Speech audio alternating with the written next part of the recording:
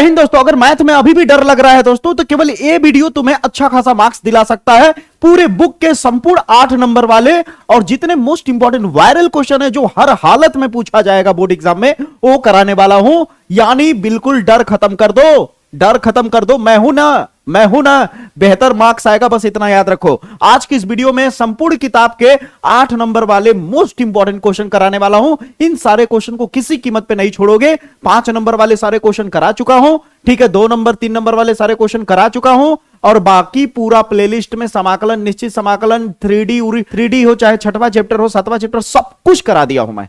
कुछ दिक्कत की बात नहीं है, वहां से फॉलो करते रहो और इसको वीडियो को किसी कीमत पे मत छोड़ना। इसमें सारे क्वेश्चन 8 नंबर वाले हैं, मोस्ट इंपॉर्टेंट। तो ध्यान से देखो पहला क्वेश्चन। सबसे पहला क्वेश्चन है, सिद्ध कीजिए। बहुत बार रिपीट होता है 2026 में, ये याद रखना, किसी न किसी सेट में चमकेगा रे बचवा, किसी न किसी सेट में 100% पूछा जाएगा। तो कह रहा है कि tan इनवर्स इतना बराबर इतना, सिद्ध कर दो क्या होगा। और इधर जो जहां कह रहा है कि -1/√2 less equal x less equal 1, ये माया जाल है, इसका कोई इस्तेमाल नहीं है, ठीक है। यहां पे देखो, ये सवाल पहचान लो, ये सवाल पहचान लो कि tan इनवर्स ये इस तरह से अगर आएगा और पूछेगा π/4 -1 cos इनवर्स x, तो कैसे करोगे, ध्यान से समझो। बड़ा इजी समझ आएगा, एकदम आराम से रिलैक्स होके समझाऊंगा, रिलैक्स होके समझना, ठीक है, पेशेंस के साथ। तो सबसे पहला काम क्या करना है, जब प्रश्न करोगे तो एक बार क्वेश्चन को उतार लो, उतार ले एक बार क्वेश्चन को। ये देखो, एक बार क्वेश्चन को आराम से प्यार से उतार लेना है आपको। देखना, भला ही 8 नंबर का है, लेकिन इतना इजी ढंग से बताऊंगा कि आप कहीं कंफ्यूज तो नहीं हो गए। याद रखना, ये प्रश्न याद रहेगा हमेशा। अब इसमें करना क्या है, जहां जहां x वहां कुछ मानना होगा। माना x बराबर cos 2 थीटा मानोगे। क्यों 2 थीटा मानोगे, क्योंकि 1 को काटना है, हटाना है, ठीक है। तो cos 2 थीटा तुम मान लोगे। क्या मान लोगे भैया, cos 2 थीटा। अब जो बता रहा हूं मजे की चीज सुनो। यहां से अगर केवल cos इधर ले आएंगे तो cos क्या बन जाएगा, cos इनवर्स x बन जाएगा, और उधर क्या बचा, केवल 2 थीटा। अब 2 जो इनटू में है, इसको भी यहां से हटा करके अगर इधर ले आओगे तो डिवाइड के नीचे चला जाएगा। हाँ या ना में जवाब दो, हाँ या ना में जवाब दो। क्लियर हुआ। अभी जस्ट मैं दूसरे चैप्टर वाले को जब करा रहा था 5 नंबर वाले में, तो ये सारी चीजें, बेसिक सी चीजें बता दी थी, ठीक है। 2 नंबर वाले क्वेश्चन में, 5 नंबर वाले क्वेश्चन में। अब अगर आप ध्यान से देखो, अगर आप ध्यान से देखो भैया, तो आपके पास थीटा का वैल्यू मिल गया। आप कहोगे थीटा क्यों निकाला सर, आगे चल के थीटा को हटा के रखना पड़ेगा थीटा की जगह पे, ठीक है। तो अब वैल्यू पहले पुटअप कर लेते हैं। तो क्या हो जाएगा यहाँ पे, tan इनवर्स √1 प्लस x की जगह पे क्या हो जाएगा, cos 2 थीटा, फिर माइनस जहां जहां x है वहां वहां cos 2 थीटा रखते जाओ, ठीक है। 1 plus cos 2 theta plus 1 minus cos 2 theta, ठीक है। सारे अच्छे लेवल के क्वेश्चन याद रखना, सारे फालतू बकवास वाले क्वेश्चन नहीं है भाई। देख रहे हो सारे क्वेश्चन, ये देखो, ये देखो, दिख रहा है क्वेश्चन, दहाड़ दिया गया है क्वेश्चन, बड़े बड़े लेवल के क्वेश्चन लाया हूं मैं, ठीक ना। और जो 100% जैसे नहीं होता है कि कुछ क्वेश्चन ऐसे होते हैं जो फिक्स होता है कि फंसना ही फंसना है, जैसे दूसरे चैप्टर का एक क्वेश्चन और एक क्वेश्चन, ये आपको भी पता है कि फिक्स है, हर साल पूछा ही जाता है, कभी ये तो कभी वो, समझ रहे हो। और ये क्वेश्चन किससे छुपा हुआ है, हर कोई जान रहा है, इनवर्स वाला, ये वाला क्वेश्चन जरूर पूछा जाता है। 5 नंबर में पूछेगा तो इनवर्स पूछना बंद कर देगा, उतना ही बस पूछेगा। 8 नंबर करना होगा तो उसके साथ साथ इनवर्स पूछ लेगा। चौथे चैप्टर में जाओगे तो अबीव विधि से एक्स वाई जेड का मान निकालना, ये सारे क्वेश्चन कितने वायरल हैं, हर साल पूछा ही जाता है, बस नंबर बदलता है, ठीक ना। तो जो एकदम तैयारी नहीं किया है ना बच्चा, वो हल्का सा भी अगर ये वीडियो अच्छे से समझ गया तो उसका तो आराम से 40-50 नंबर तो ऐसे ही नॉर्मल आ जाएगा, ठीक है, एक वीडियो के दम पे। अब ध्यान से देखो, अब ध्यान से देखना। तो यहां तक हो जाने के बाद अब आपको पता होगा cos 2 थीटा का 2 फार्मूला होता है। cos 2 थीटा को हम 2 तरह से लिख सकते हैं। एक फार्मूला होता है 2 cos स्क्वायर थीटा -1, और एक और फार्मूला होता है cos 2 थीटा का, वो होता है 1 माइनस 2 साइन स्क्वायर थीटा, इतना होता है। अब आपको तय करना पड़ेगा कि हमें कौन सा लगाना है। तो आपको मैं मजे की बात बताता हूं, हमेशा याद रहेगा ये बात, ठीक है। देखो 1 है और बीच में प्लस है, अगर बीच में प्लस रहे तो ए वाला फार्मूला लगाना, ठीक है, क्योंकि 1 को काटना है ना, तो प्लस रहेगा तो हमें -1 चाहिए होगा ना। तो cos 2 cos स्क्वायर थीटा -1 हो जाएगा, इस cos 2 थीटा की जगह पे इतना हो जाएगा, ठीक है भैया, माइनस, फिर रूट अब यहाँ क्या है, 1 है माइनस है। अब इस cos 2 थीटा को हटा करके जब माइनस रहे तो साइन वाले को लगाना, लेकिन अब माइनस होने की वजह से आप ऐसे ओपनली खुले में नहीं लिख सकते, ब्रैकेट करके लिखना होगा, क्योंकि आपको पता है ना चिन्ह बदलता है माइनस की वजह से। यहां तक हो गया, बस देखते तो देखते देखते ही सवाल खत्म हो जाएगा। ठीक है, इसको वही काम करेंगे, 1 + 2 cos square theta -1 plus 1 minus है तो साइन वाला लगेगा, 1 - 2 साइन स्क्वायर थीटा ब्रैकेट। ठीक है, इसको भी ऐसे कर लेते हैं। अब यहां से असली खेल स्टार्ट होता है, कलर चेंज कर देता हूं मैं, यहीं से कैलकुलेशन स्टार्ट होता है। तो क्या हो जाएगा आपका tan इनवर्स, अब देखना ध्यान से ना, -1 +1 -1 कैंसिल, बचा क्या 2 cos स्क्वायर थीटा, हाँ या ना, क्लियर हुआ। अब ध्यान देना ना, माइनस, अब यहां पे देखो 1 माइनस अंदर गुणा करोगे तो 1 कट जाएगा, अब माइनस माइनस प्लस हो जाएगा, तो 1 का कोई मतलब है नहीं, क्या बचेगा प्लस में 2 साइन स्क्वायर थीटा।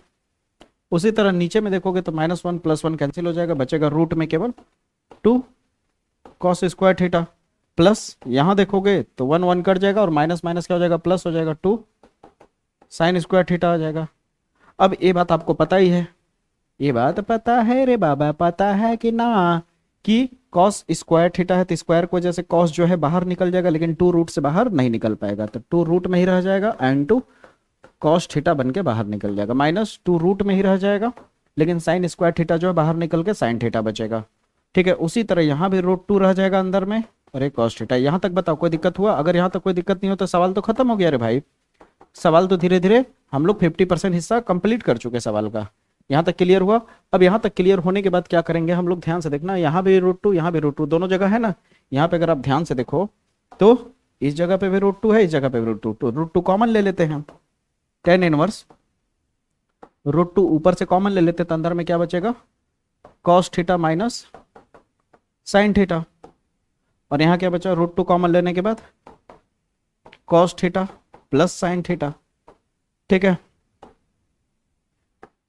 तो tan इनवर्स √2 से √2 कैंसिल, अंदर में अब बचा आपका cos theta minus sine theta बटे cos theta plus sine theta. तेरी उरी मां कसम भाई, ये क्वेश्चन तो मैं 5 नंबर में कराया था यार, बाप रे बाप, इसी क्वेश्चन को कैसे घुमा दिया 8 नंबर में। यानी ये क्वेश्चन है भाई, कसम बता रहा हूं, ये क्वेश्चन है tan इनवर्स ब्रैकेट में cos माइनस साइन और cos प्लस साइन, जिसमें याद होगा आप लोग को कल वाले वीडियो में, याद आ रहा कुछ कि ऊपर नीचे हमने क्या कराया था, गुणा कराया था cos का। जब ये tan इनवर्स में अंदर में cos theta minus sine theta, cos theta plus sine theta दिख जाए तो क्या करना होता है हम लोग को, अरे क्या हो गया, खत्म हो गया क्या, अब इधर करते हैं, ठीक ना। तो इसके बाद क्या करना होता है हमें भैया, इसके बाद हम cos थीटा से क्या कर देते हैं, ऊपर नीचे, समझ रहे हो ना, cos थीटा से हम लोग क्या कर देते हैं भैया, ऊपर नीचे भाग दे देते हैं। तो यहाँ पे क्या लिखेंगे कि अंश तथा हर में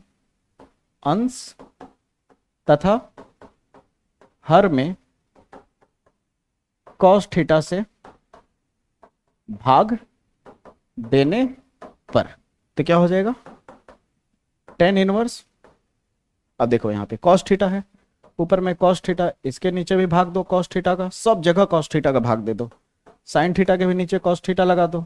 इससे प्रॉफिट क्या होगा अभी मैं दिखा रहा हूं तुम्हें, कल अरे सवाल दिखोगे तो तुरंत याद आ जाएगा, मैंने जस्ट कराया है cos थीटा बटे cos थीटा। नहीं कराया होता तो मैं कहता कि चलो भाई नहीं कराया हूं, इतना सारा क्वेश्चन करा दे रहा हूं ना, इतना इंपॉर्टेंट कि आएगा उन्हीं में से, आप डरो मत, ठीक ना, भरोसा रखो।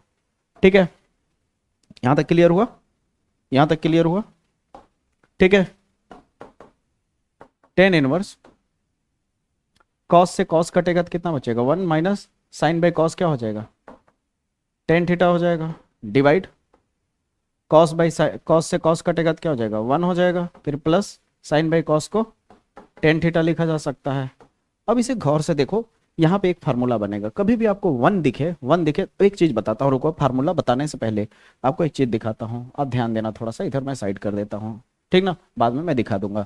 आपको याद है 11th क्लास का formula tan a minus B का फार्मूला क्या होता है, याद है आपको, tan a minus tan b बटे में 1 plus tan a into tan b। अगर बाई डिफॉल्ट तुम्हें फार्मूला नहीं मालूम है तो जो करा रहा हूँ टेक्निक तो पता होना चाहिए ना, कि इस वाले सवाल में यहाँ 1 को हटा करके चाहो तो 10 45 लिख सकते हो कि नहीं। तो यहाँ पे हम 10 इनवर्स इस 1 को हटा के क्या लिख सकते हैं, 10 45 45 को लिखा जाता है π/4, ठीक है, माइनस 10 थीटा बटे, अब फार्मूले में देखा जाता है 1 1 ही है, तो 1 को 10 45 मत लिखना यहाँ वाले, इस 1 को ऐसे ही छोड़ देना।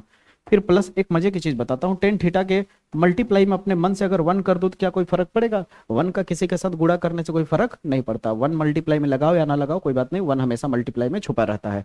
तो क्या मैं इस 1 को हटा करके 10 45 लिख सकता हूँ, 10 π/4 और इंटू 10 थीटा। ईमानदारी से दिल से बताओ, क्या ये चीज ध्यान से देखो, इससे कंपैरिजन करने पे क्या ये फार्मूला बन रहा है या नहीं?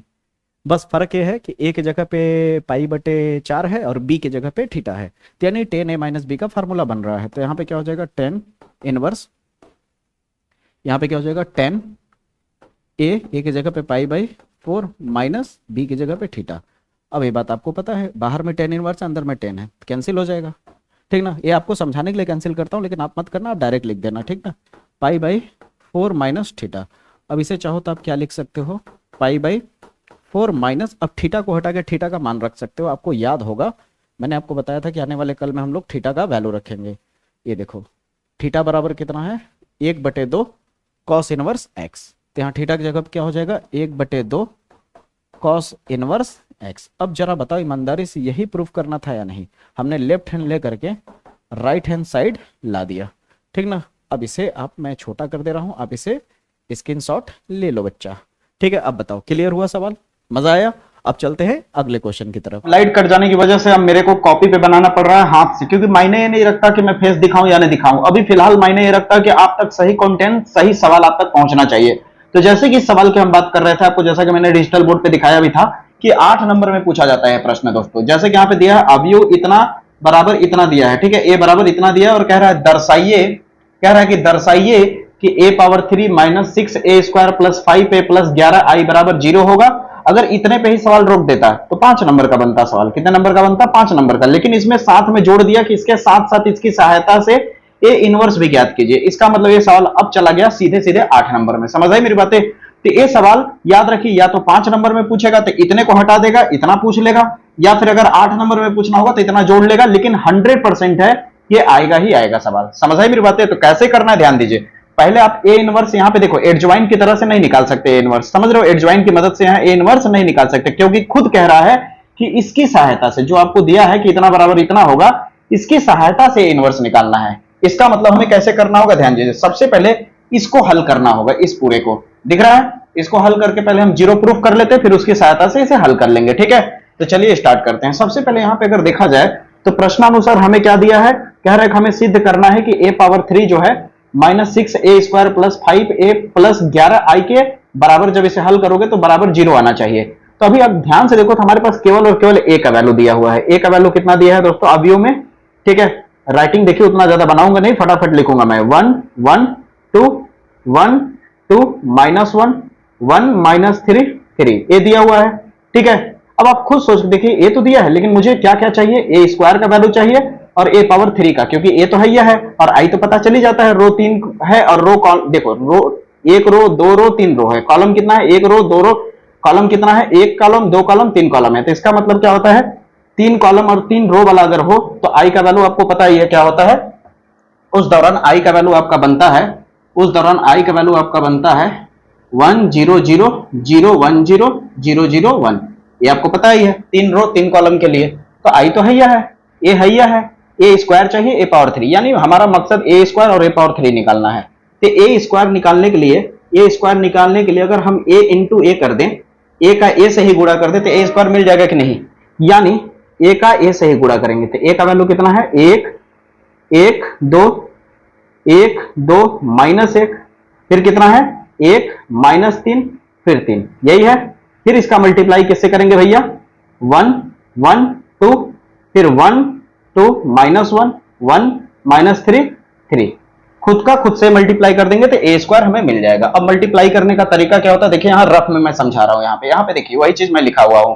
अब आप ध्यान से समझिए, पहले रो को पकड़ेंगे, किसको पकड़ेंगे, इस पहले रो को पकड़ेंगे और इस पहले रो का गुणा इस फर्स्ट कॉलम के साथ करेंगे। ये पहला कॉलम है, तो आपको पता ही है पहले वाले का पहले के साथ, बीच वाले का बीच के साथ और लास्ट वाले का लास्ट वाले के साथ गुणा होता है। देखिए ध्यान से, ये फर्स्ट वाला 1 के साथ गुणा करेगा, फिर बीच वाला बीच वाले के साथ और 1 वाला इस 2 के साथ। लेकिन गुणा करते दौरान ध्यान रखिएगा कि हमें प्लस प्लस करके लिखना होगा। जैसे 1 1 जा 1, जब तक ये पूरा खत्म ना हो जाए तब तक जोड़ के लिखना होगा। 1 1 जा 1 हो गया, फिर प्लस करोगे, फिर 1 1 जा 1 होगा, फिर प्लस करोगे, फिर 1 दूनी 2 हो जाएगा। हो गया इसका काम। अब आपका रो 1 का गुणा कॉलम 1 से हो गया, लेकिन अभी भी आप रो 1 का गुणा अब कॉलम 2 के साथ करेंगे। यही काम किसके साथ करेंगे? कॉलम 2 के साथ। लेकिन अब कॉलम 2 के साथ कर रहे हैं और रो 1 है तो यहां पे लिखेंगे।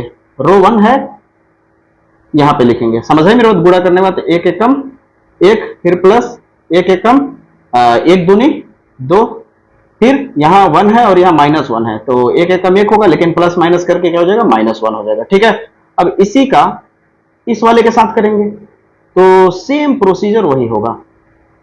1 एकम 1, फिर 1 का -3 से करेंगे -3, फिर 1 का 3 से करेंगे तो +3। यहां तक क्लियर हुआ?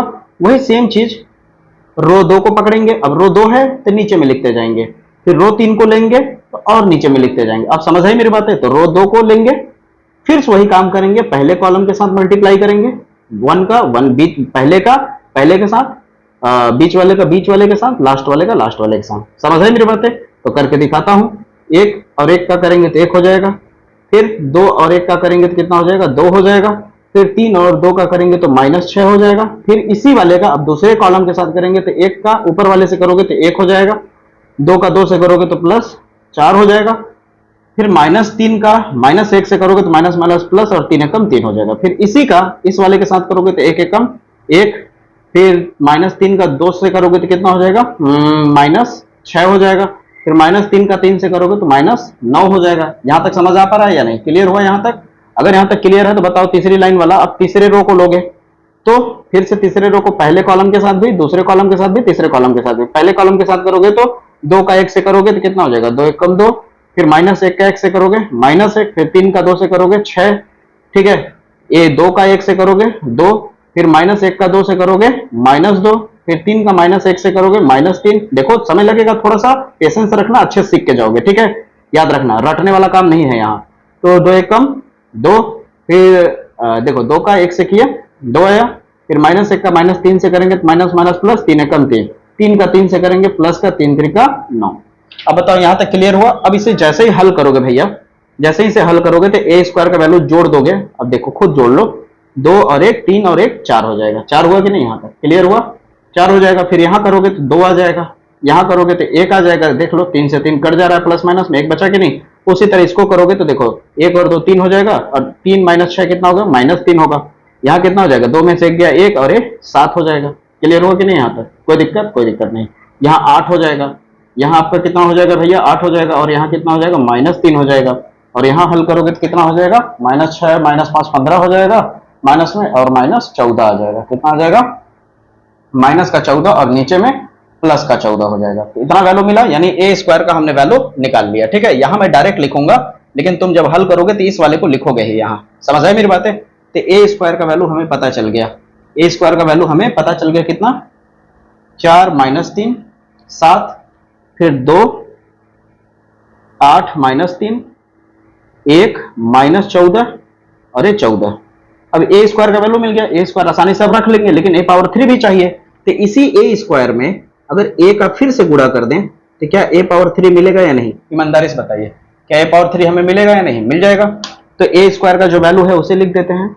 ए स्क्वायर का वैल्यू कितना है हमारे पास? 4 - 3 7 2 8 -3, फिर 1 -14, फिर 14, फिर इंटू में ए का वैल्यू। ए का वैल्यू कितना है आपके पास? तो देखो ऊपर में दिया हुआ है यहाँ पे। ए का वैल्यू कितना है? 1 1 1 1 2 -3 2 -1 3। अब मैं इसे गुणा करूं या डायरेक्ट लिखूं? तो जाहिर सी बात है अब मल्टीप्लाई करना सीख भी गए होंगे, और जिसको आता है अच्छी बात है। अब मैं इस वैल्यू को यहाँ पे आंसर इसका डायरेक्ट लिख रहा हूं। ठीक है, यहाँ पे आपको दिख रहा है कि नहीं? दिख रहा होगा।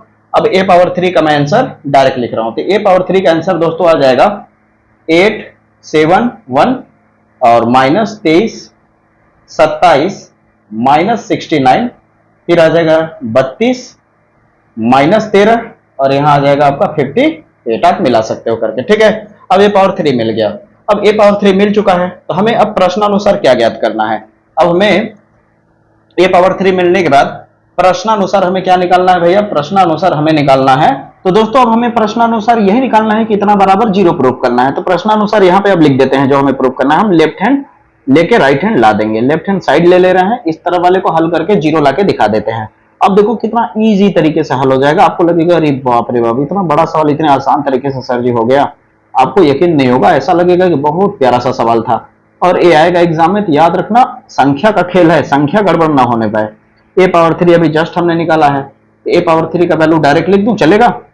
तो कितना है डायरेक्ट वैल्यू a पावर 3 का, 8 माइनस 32, फिर 32, फिर यहाँ कितना है भैया 7, फिर यहाँ 1 है, फिर अगला क्या है 27 माइनस 13, और यहाँ क्या है भैया माइनस 69, और यहाँ पे 58 है। a पावर 3 की जगह मैंने लिखा, ठीक है। फिर क्या है माइनस, माइनस उतार दीजिए 6 उतार दीजिए, फिर ब्रैकेट। अब a स्क्वायर का वैल्यू आपको पता ही है, a स्क्वायर का वैल्यू कितना है 4 2 1, फिर कितना है भैया -3 8 -14, फिर क्या है आपका 7 -3 फिर 14, ये हो गया।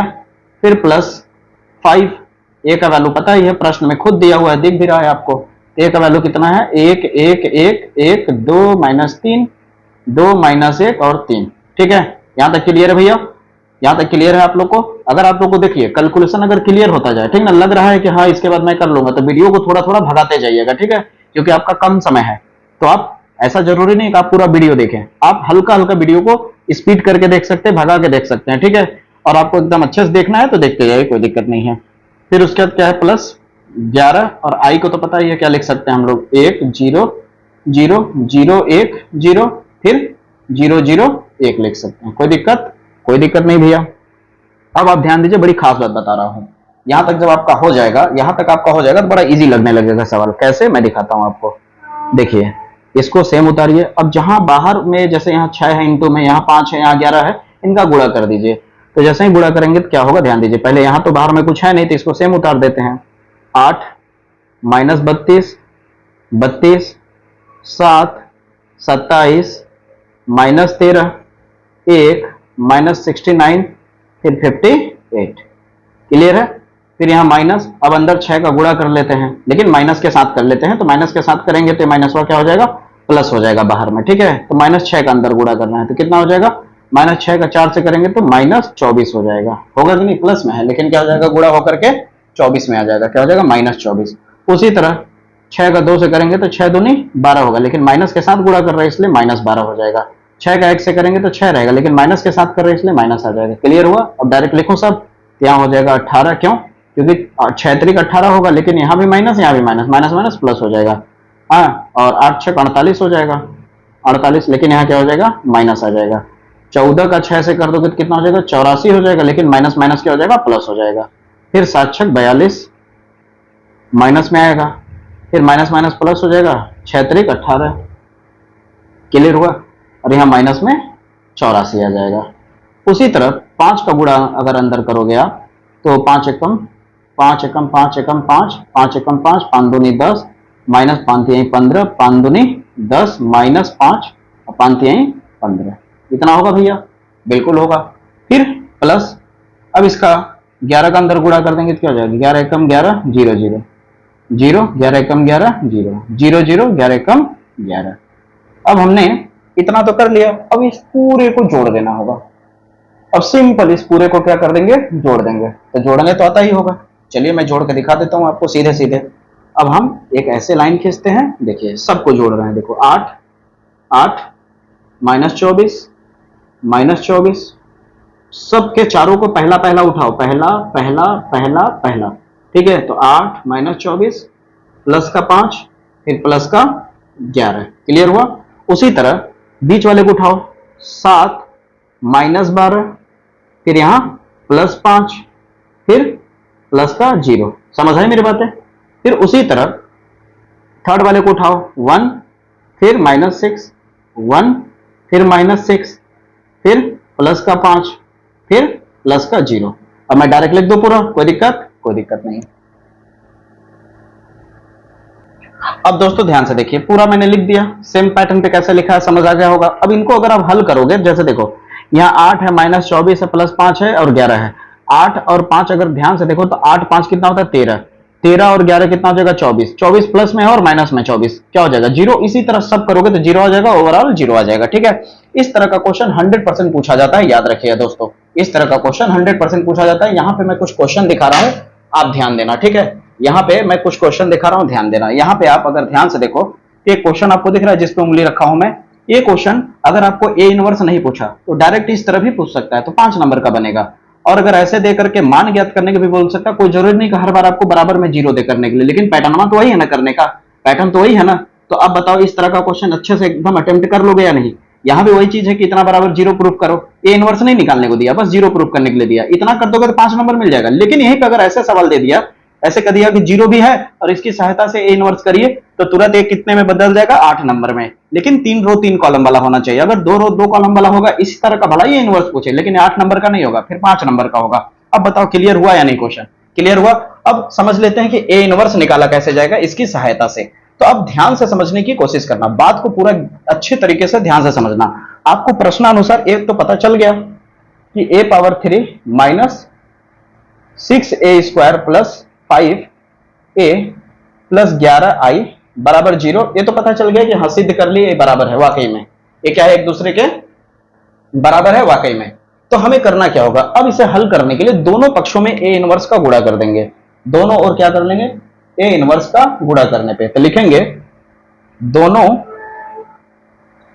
पक्षों में ए इनवर्स से गुणा करने पर, तो क्या हो जाएगा a power 3 minus 6a² plus 5a plus 11i, यही है।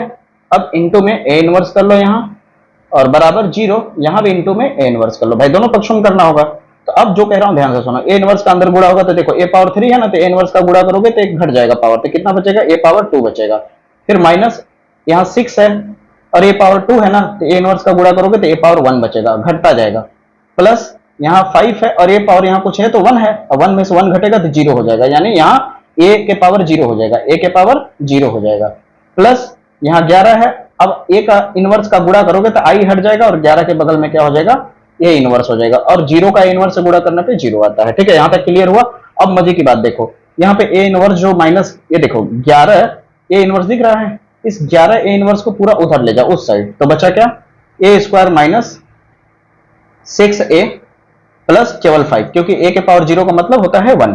ठीक है, अब ये प्लस में 11 a इनवर्स से उधर जाएगा तो क्या हो जाएगा माइनस में 11 a इनवर्स हो जाएगा बराबर को उधर जाने पर। अब इसे हल करना है, कितना सिंपल है, a² का वैल्यू पहले से ही पता है आपको, a² का वैल्यू पहले से ही पता है, यहां रख दीजिए a² का वैल्यू। तो a² का वैल्यू आपके पास कितना है भैया, यहाँ पे अभी जस्ट निकाले थे ना हम लोग, a² का वैल्यू कितना आया है 4 2 1 4, यहाँ पे 4 2 1, फिर कितना है -3 8, फिर -14, फिर कितना है 7 -3 फिर 14, a² का वैल्यू है, फिर -6, फिर क्या हो जाएगा a का वैल्यू, तो a का वैल्यू पता है यह है आपको, a का वैल्यू कितना है भैया, a का वैल्यू आपका है 1 1 1 1 2 -3 2 -1 3, यही है।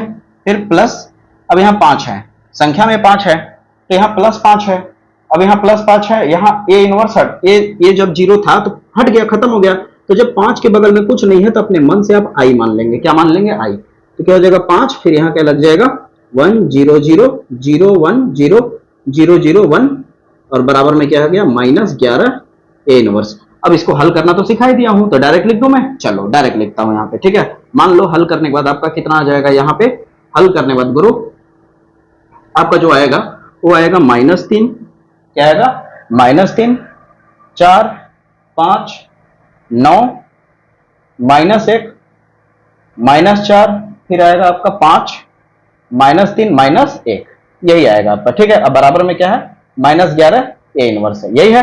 अब -11 इंटू में इधर भेजेंगे तो डिवाइड में आ जाएगा, कहां आ जाएगा डिवाइड में आ जाएगा। तो डिवाइड में आने के बाद आपका कैसा दिखने लगेगा, आपके पास क्या है -11 a इनवर्स है, बराबर के इधर कितना है आपका जो आया है -3 4 5 9 -1 -4, 5 - 3 -1, यही है ना। अब -11 यहां से हटाओगे तो डिवाइड में 1/11 हो जाएगा। ये हो गया ए इनवर्स। बताओ क्लियर हुआ, समझ आया। अब चले अगले क्वेश्चन पे। इस वैरायटी का क्वेश्चन कैसे पूछ सकता है, किस वैरायटी पे आ सकता है, पूरा खेल खत्म कर दिया इस लेवल के क्वेश्चन का। अब चलते हैं अगले क्वेश्चन पे धमाका करने। अब दोस्तों इस क्वेश्चन की बात करूं तो इस क्वेश्चन को ऐसा कौन है जो नहीं पहचानता। इस पैटर्न पे क्वेश्चन आपको पता ही है, फिक्स है, एक क्वेश्चन आना ही आना है और सीधे 8 नंबर देता है। लेकिन यह भी ध्यान रखना होगा कि जितना फिक्स भी क्वेश्चन है उतना इसमें बच्चे गलत भी करते हैं, इसलिए इसके कैलकुलेशन को बड़ा ध्यान से समझिए, बड़ा बारीकी से समझिए कैसे लिखना होगा। ठीक है, तो ध्यान से समझिएगा। ठीक है, ध्यान दीजिए कैसे करना होगा। सबसे पहले आपको इस तरह से 3 समीकरण दिया रहता है। ठीक है, समीकरण निकाय, और आपको आदियु विधि से इसे हल करके एक्स वाई जेड का मान बताना पड़ता है। ठीक है, तो कैसे हल किया जाता है, किस तरह इसको किया जाता है, सबसे पहले समझिए। सबसे पहले यहां से हम हल करते दौरान हमारे पास जो समीकरण निकाय है वहां से हम ए का वैल्यू पता लगाएंगे। इनमें से ए का वैल्यू कौन होगा, ध्यान से समझना। ठीक है, तो ए का वैल्यू कौन होगा, ध्यान समझना। एक्स के बगल वाले जो गुणांक है वो इस लाइन में लिखो, 3, 2, 4। वाई के बगल में वाले गुणांक जो है बीच में लिखो, -2। यहाँ y के सामने कुछ नहीं है तो 1 है, और प्लस है तो प्लस लिखने की जरूरत है नहीं, 1 है। यहाँ -3, यहाँ क्या है 3, -1 और 2 आएगा, क्योंकि z के सामने कुछ नहीं है तो 1 है। ये a का वैल्यू मिल गया, कॉमा। अब ध्यान से समझने की कोशिश करना भैया, ये जो वैल्यू तुम्हारा दिया हुआ है ये b होता है। क्या होता है आपका, b का वैल्यू होता है, और b का वैल्यू क्या होता है, 814 होता है। क्या होता है भैया, 814, कॉमा कैपिटल X लिखो। अब एक कैपिटल X क्या होता है, कैपिटल X का वैल्यू जितना इसमें चर यानी बोले तो वेरिएबल यूज हुए उसे लिखा जाता है, यानी x y z। इन्हीं x y z का वैल्यू निकालना होता है। ठीक है, इन्हीं x y z का वैल्यू आपको निकालना पड़ता है। अब इसको निकालने के लिए फार्मूले से गुजरना पड़ता है हमें, और वो फार्मूला होता है, ध्यान से समझने की कोशिश करना। वो फार्मूला होता है x = A inverse into b। अब b तो बड़ी आसानी से मिल गया, लेकिन यही तो सबसे बड़ा खेल है a इनवर्स निकालना। और a इनवर्स निकालना आपको पता होगा, 5 नंबर वाले वीडियो में मैंने बता दिया है कि a इनवर्स कैसे एड ज्वाइन लेके निकाला जाता है। याद है आपको, याद है? चलिए फिर निकाल के दिखा देता हूं। तो ध्यान दीजिए a इनवर्स कैसे निकाला जाता है, तो बड़ा गहराई से एक एक पॉइंट को समझते चलिएगा। तो सबसे पहले हमें a इनवर्स निकालने के लिए यहाँ a जो दिया हुआ है a को लिखो, जैसे बता रहा हूं समझना। ठीक है, बहुत इजीली समझ जाओगे। a लिखो, ये बात तो आपको पता होगा कि ये जो होता है रो 1 होता है, ये रो 2 होता है, और ये रो 3 होता है। ये कॉलम 1, कॉलम 2, कॉलम 3 होता है। हम सबसे पहले रो 1 को पकड़ेंगे, यानी रो 1, ठीक है, और कॉलम 1 लेंगे। ठीक है, अभी थोड़ा सा पेशेंस रखो, बहुत इजीली समझ जाओगे। इतना करने के बाद अब तुम्हें ये ध्यान में रखना पड़ेगा कि ये जो है आपका, देखो ध्यान से, यहाँ जो दिया है 3 - 2 3 2 1 -1 4 -3 2। अब रो 1 कॉलम 1 लिया है, तो रो 1 ऐसे काटो, कॉलम 1 ऐसे काटो। अब क्या बचा, ध्यान से देखो, यही बचा ना, तो इसी का गुणा करके लिखना होगा। देखो, इसका इधर गुणा करना है, दिखाई दे रहा है, ठीक है, और इसका इधर गुणा करना होगा, दिखाई दिया।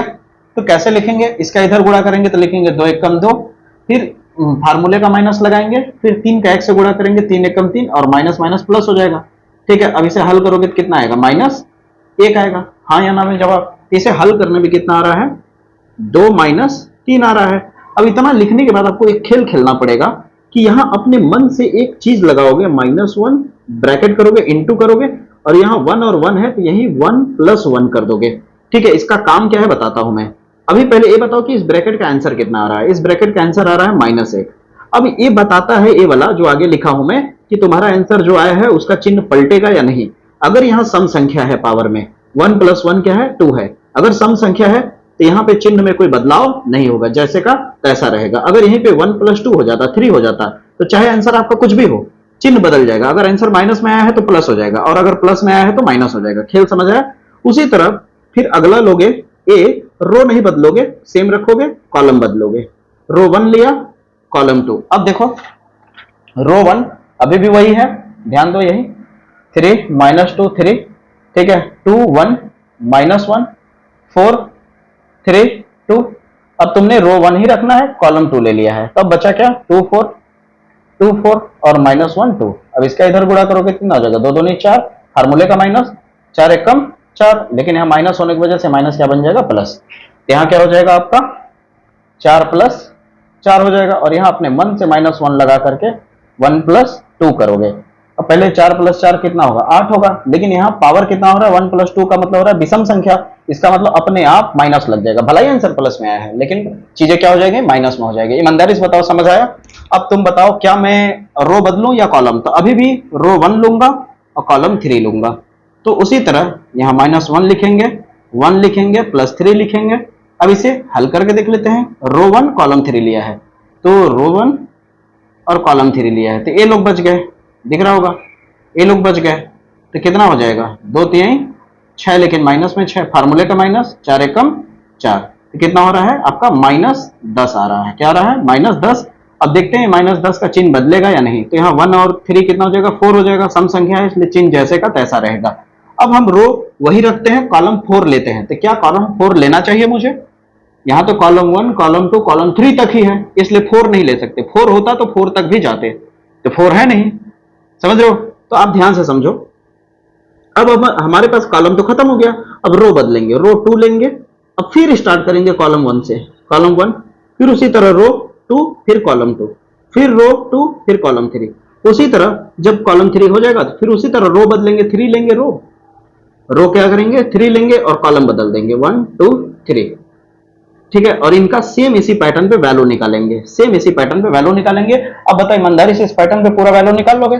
समय बचाने के लिए मैं क्या करूं, डायरेक्ट वैल्यू लिख दूं, क्योंकि अभी आपको पूरा चीज सीखने से मतलब है, ठीक है, क्योंकि समय कम है, तो मैं डायरेक्ट वैल्यू लिख रहा हूं, ठीक है। अब जब इस तरह के पूरे वैल्यू को आप निकाल लोगे, तो निकालने के बाद क्या होगा कि अब आपका एडजॉइन है पता चल जाएगा। यानी इसका मतलब अलग से भी आपको अगर क्वेश्चन पूछ दिया जाए इस तरह से देखिए कि अब ये इतना है, ए का वैल्यू इतना है, इसका एडजॉइन ए बताओ क्या होगा, तो आसानी से निकाल सकते हो। समझ आई मेरी बातें? तो एडजॉइन ए अब कैसे निकलेगा, एडजॉइन ए लिखोगे, बराबर लिखोगे और यहाँ डैश लगा देना, ठीक है। अब तुम्हें क्या करना है, देखो 1 1 वाला जो रो 1 को पकड़ो, रो 1 वाला ये है, रो 1 वाला ये है, रो 1 वाला ये है। अब इस तीनों वैल्यू को सीधा रखो ऊपर में ऐसे, -1 -8 -10। उसी तरह रो 2 को पकड़ो, रो 2 का वैल्यू ये है, ए है, ए है। अब नीचे बीच में रखो इन तीनों वैल्यू को, -5 -6 1। अब रो 3 वालों को नीचे में रखो सबसे, 1 9 7। समझ आई? क्लियर हुआ? अब इस डैश जो है, इस डैश से तुम अब क्या करोगे, ध्यान से समझो। इस डैश को हटाने के लिए, इस डैश को हटाने के लिए, इस डैश को हटाने के लिए क्या करोगे, देखना ना, थोड़ा सा खेल खत्म हो चुका है, चिंता मत करो। अब डैश हटाओगे तो क्या होगा, जो रो में दिख रहा है ऐसे, वो कॉलम हो जाएगा, मतलब ऐसे जो है वो सीधा सीधा हो जाएगा। ये बात तो पता ही होगा। तो 1 -8 -10, और ये वाला लाइन ऐसे सीधा सीधा हो जाएगा, -5 -6 1, फिर -1 9 7, यहां तक हो गया। अब एडजॉइन निकल गया। अब तुम्हें निकालना क्या भैया, अब आपको पता ही है हमें ए इनवर्स निकालना है। बिना ए इनवर्स निकाले हम एक्स वाई जेड का वैल्यू निकाल नहीं पाएंगे। तो आपको एक मजे की बात बताता हूं, आपको ए इनवर्स निकालने के लिए फार्मूला क्या होता है, ए इनवर्स निकालने के लिए फार्मूला होता है 1/mod a इंटू एडजॉइन ए। अब एडजॉइन ए तो निकल गया, लेकिन मॉड ए नहीं है हमारे पास, तो मॉड ए कहां से निकलेगा, जो ए का वैल्यू है उसी का तो मॉड निकालोगे ना। तो ए का वैल्यू कौन है, यही है ना ए का वैल्यू, इसका मॉड कैसे निकलेगा, यहां पे दिखाता हूं। हमारे पास ए इज इक्वल टू कितना दिया हुआ है, ए इज इक्वल टू हमारे पास कितना दिया है, ध्यान से समझो, इसी बहाने मॉड सीख लोगे, ठीक है। 3 -2 3, 2 1 -1 4 -3 2, यही दिया है। मॉड निकालने का सबसे बेस्ट तरीका बता रहा हूं, ध्यान से समझो। ए का क्या निकालना है, मॉड निकालना है। तो मॉड निकालने के लिए क्या करो, 1 डब्बा 2 डब्बा 3 डब्बा इस तरह बनाओ। अब यहाँ पे क्या करो, ऊपर वाले को चाहे ऐसे पकड़ लो चाहे ऐसे पकड़ लो, देखो यहाँ ऐसे हम लेके चल रहे हैं, ठीक ना। यहाँ 3 है, आगे 3 लिखो, फिर इस 2 को लिखो यहाँ पे 2, लेकिन ये -2 है, ठीक ना, माइनस उतार दो। अगर ये माइनस ना होता तो 2 लिखते, और यहाँ पहले से ही एक फार्मूला में, फार्मूले के हिसाब से पहले से ही माइनस मौजूद होता है बीच वाले में, इसलिए माइनस क्या बन जाएगा, प्लस बन जाएगा। अगर यहाँ माइनस ना होता, प्लस होता, तो यहाँ -2 दिखता, और यहाँ ये वाला 3 पॉजिटिव में दिखेगा। यानी यहाँ प्लस लगाना होता है, यहाँ माइनस लगाना होता है, यहाँ प्लस लगाना होता है। यहाँ तक क्लियर हुआ? अब यहाँ पे ध्यान दो, उसी तरह अब तुम इस 3 को लिए, 3 के हिसाब से चलोगे, 3 कहाँ मिल रहा है, इस वाले लाइन में और इस वाले लाइन में, तो बचे कौन, ए लोग। तो इन लोगों का क्रॉस मल्टीप्लाई करो, 2 एकम 2, फार्मूले का माइनस, 3 एकम 3, और माइनस माइनस प्लस हो जाएगा। आगे बढ़ते हैं, अभी -2 लिए हो यहाँ पे, इसके हिसाब से चलोगे तो इस लाइन में है ये और ये इस लाइन में है, तो 2 दूनी 4, फार्मूले का माइनस, 4 एकम 4, लेकिन यहाँ माइनस होने की वजह से प्लस बन जाएगा। उसी तरह भैया 3 लिए हो ये वाला, तो ए वाला लिए हो तो ए वाला इस लाइन में दिख रहा है, ये वाला, तो ये बचे हमारे पास, इतने लोग बचे, तो 3 दूनी 6 माइनस में, फार्मूले का माइनस, 4 एकम 4। अब जैसे ही हल करोगे, इसे काट देते हैं थोड़ी देर के लिए, जैसे ही इसे हल करोगे भैया तो आपका मॉड ए बराबर कितना होगा, 3 गुणे -1 हो जाएगा, प्लस 2 गुणे 8 हो जाएगा, फिर प्लस 3 गुणे माइनस का 10 हो जाएगा। अब जैसे ही इसे हल करोगे, जैसे इसे हल करोगे तो तुम्हारा मॉड ए का वैल्यू कुछ मिल जाएगा, और मॉड ए तुम्हारा आएगा -17। मॉड ए कितना आ जाएगा, -17। अब तुम ए इनवर्स बड़ी आसानी से निकाल सकते हो, तो ए इनवर्स कितना हो जाएगा आपका, ए इनवर्स निकालने का फार्मूला क्या है, 1/mod ए, एडजॉइन है। अगर पर्सनली ए इनवर्स निकालने को बोले तो भी अब आराम से निकाल सकते हो, ठीक है। दोनों तरीका पता चल गया ए इनवर्स निकालने का, दोनों पक्षों में ए इनवर्स का गुणा करके हल करने वाला भी बता दिया और ए वाला भी बता दिया मैंने।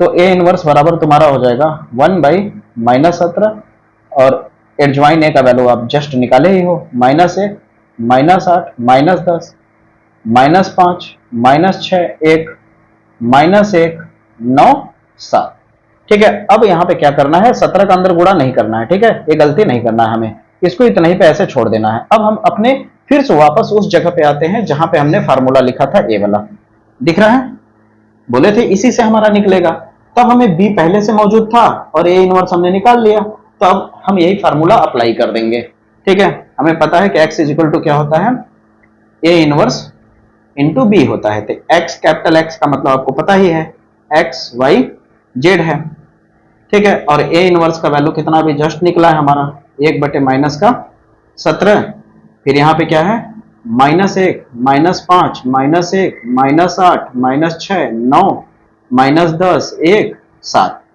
अब b का वैल्यू कितना है आपके पास, b का वैल्यू अभी जस्ट हमने यहाँ दिखाया था ना, b का वैल्यू कहां से निकलता है, जो बराबर किधर देता है वो b का वैल्यू होता है 8, 1, 4, तो 8, 1, 4 हो गया, ठीक है। यहां तक क्लियर है। अब आपका बड़ी इजी तरीके से आंसर आ जाएगा, x y z हो जाएगा, फिर बराबर 1/-17।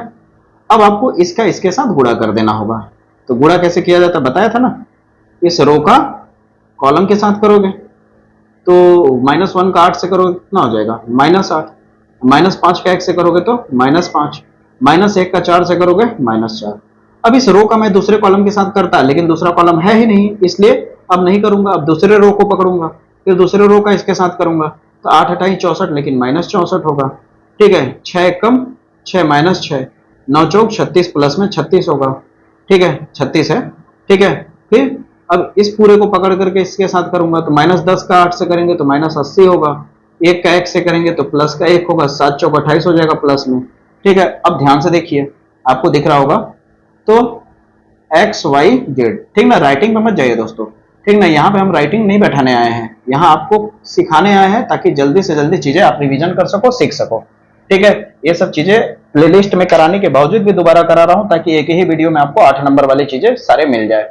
अब आप इसे जैसे ही हल करोगे तो देखो, 8, 8, 4, 12 हो जाएगा, ध्यान से देखो, 8, 4, 12, 12, 5, 17 हो जाएगा, तो -17 हो जाएगा। यहाँ इसको हल करोगे तो -34 हो जाएगा, इसको करोगे तो तुम्हारा -51 हो जाएगा, कितना हो जाएगा, -51। अब 17 का डिवाइड करोगे, बटे के नीचे है तो इन सबसे डिवाइड ही तो होगा ना, यहाँ पे कर दे इतने पे, ठीक है।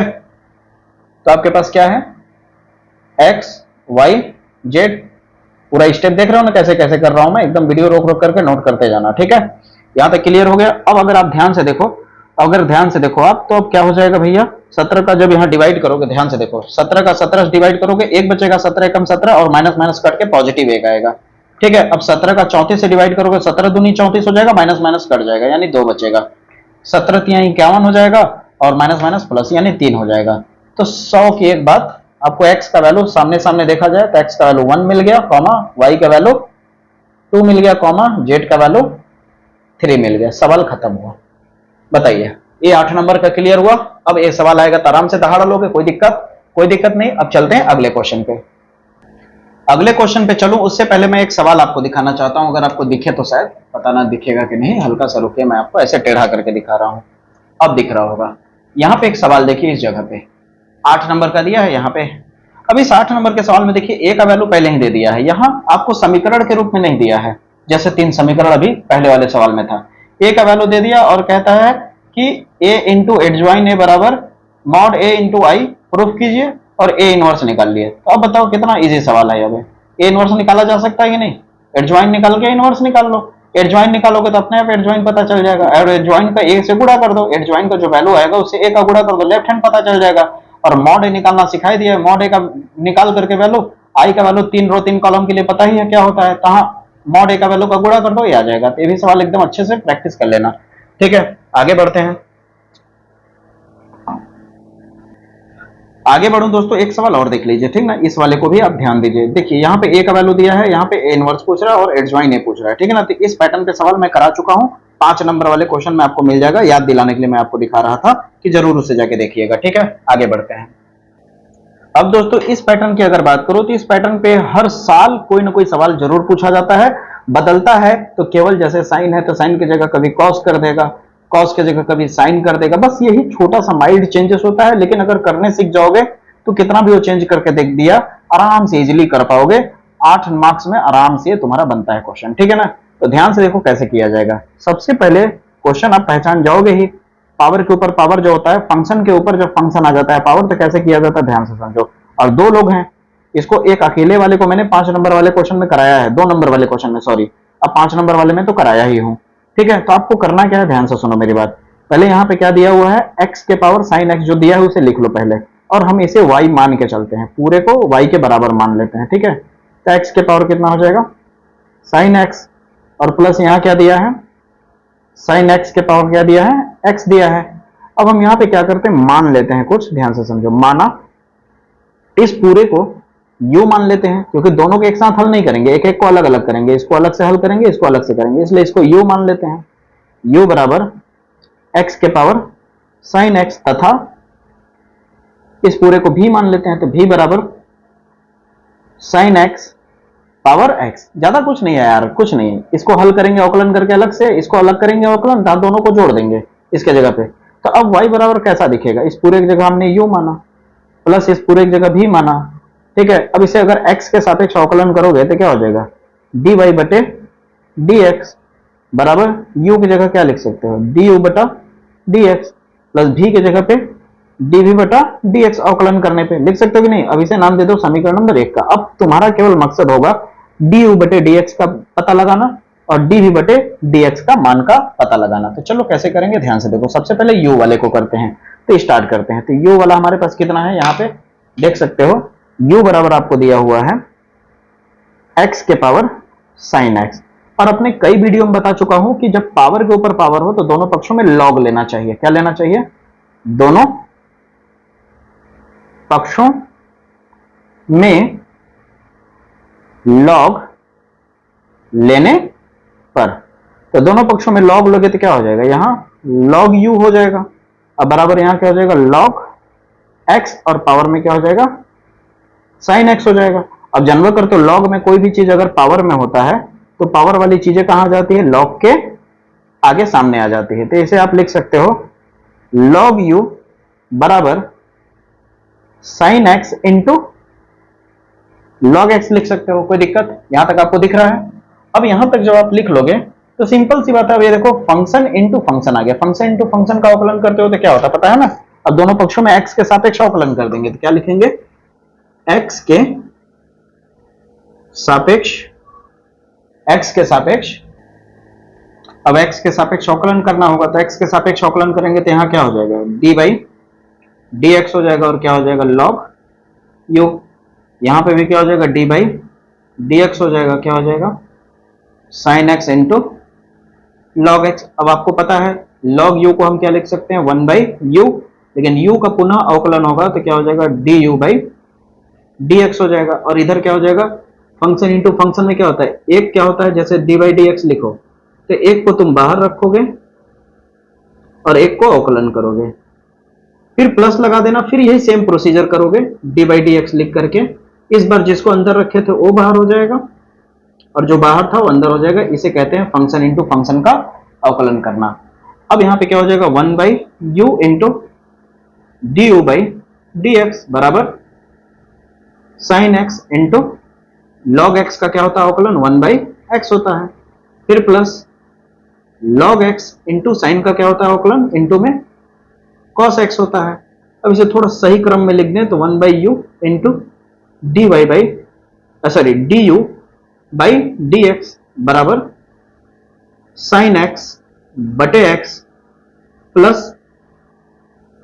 log x into cos x। कोई दिक्कत नहीं। अब ये जो u है इंटू में उसको उधर भेज देंगे, इसको ब्रैकेट कर देते हैं। अब u नीचे में उधर जाएगा तो मल्टीप्लाई हो जाएगा, तो du बटा dx बराबर क्या हो जाएगा u इंटू ब्रैकेट में जो है ऐसे करके लिख दो चलेगा, डैश डैश का मतलब जो है वही है, ठीक है, समय बचाने के लिए। अब हमें पता चल गया किसका, du बटे dx का वैल्यू। सेम इसी तरह करना एग्जाम में, ठीक ना, ऐसे सीरियल वैसे चलते जाना, ठीक है। अब आप आगे की प्रोसीजर को क्या करोगे, अब आप निकालोगे dv बटे v बराबर निकालोगे, तो v बराबर आपके पास क्या है, v बराबर आपके पास वैल्यू जो दिया है भैया वो sin x के पावर में x है। समझ आए मेरी बातें, sin x के पावर में x है, ठीक है। तो अब क्या करेंगे, इसको भी x के सापेक्ष अवकलन करेंगे, x के सापेक्ष अवकलन, तो क्या हो जाएगा dv बटा dx हो जाएगा।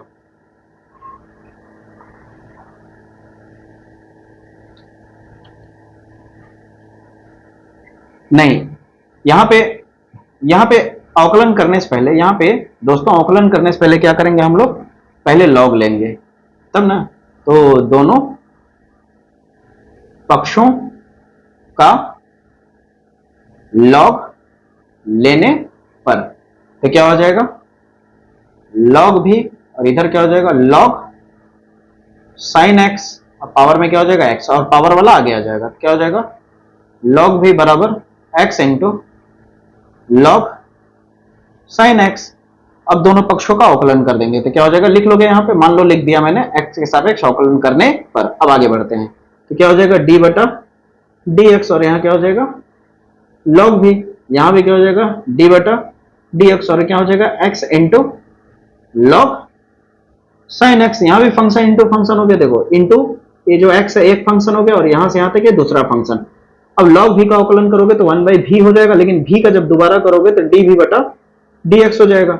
अब यहां पे करोगे तो एक x बाहर रहेगा और दूसरे का अवकलन होगा, दूसरे का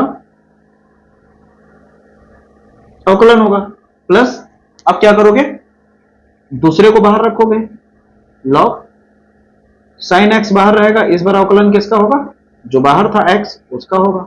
अब मजा आ रहा है, क्लियर हो रहा है। अब यहां तक जब हो जाएगा भैया, तो इसके बाद क्या करोगे, सिंपल कर दो, बस इसका भी काम खत्म हो गया। कितना इजी है, ये सारी चीजें अगर एग्जाम में छूट जाए तो कितना अफसोस होगा, सोचो तो। x इंटू अब log sin x है तो पहले log का अवकलन होगा, फिर उसके बाद sin का अवकलन होगा। तो log का करोगे तो क्या हो जाएगा 1/x, x के जगह पे कौन है sin x, तो क्या हो जाएगा नीचे में sin x हो जाएगा, इंटू अब sin x का पुनः करोगे तो sin का होता है cos x, फिर प्लस ये तो बाहर है पहले से ही log sin x, और dx कट के 1 हो जाएगा, अवकलन करने की जरूरत है नहीं। अब आ गया आपका 1/v इंटू dv बटा dx। अब इसे थोड़ा सा सही क्रम में लिख देते हैं, x cos बाई साइन को क्या लिखा जाता है cot x plus log sin x, bracket कर लेते हैं।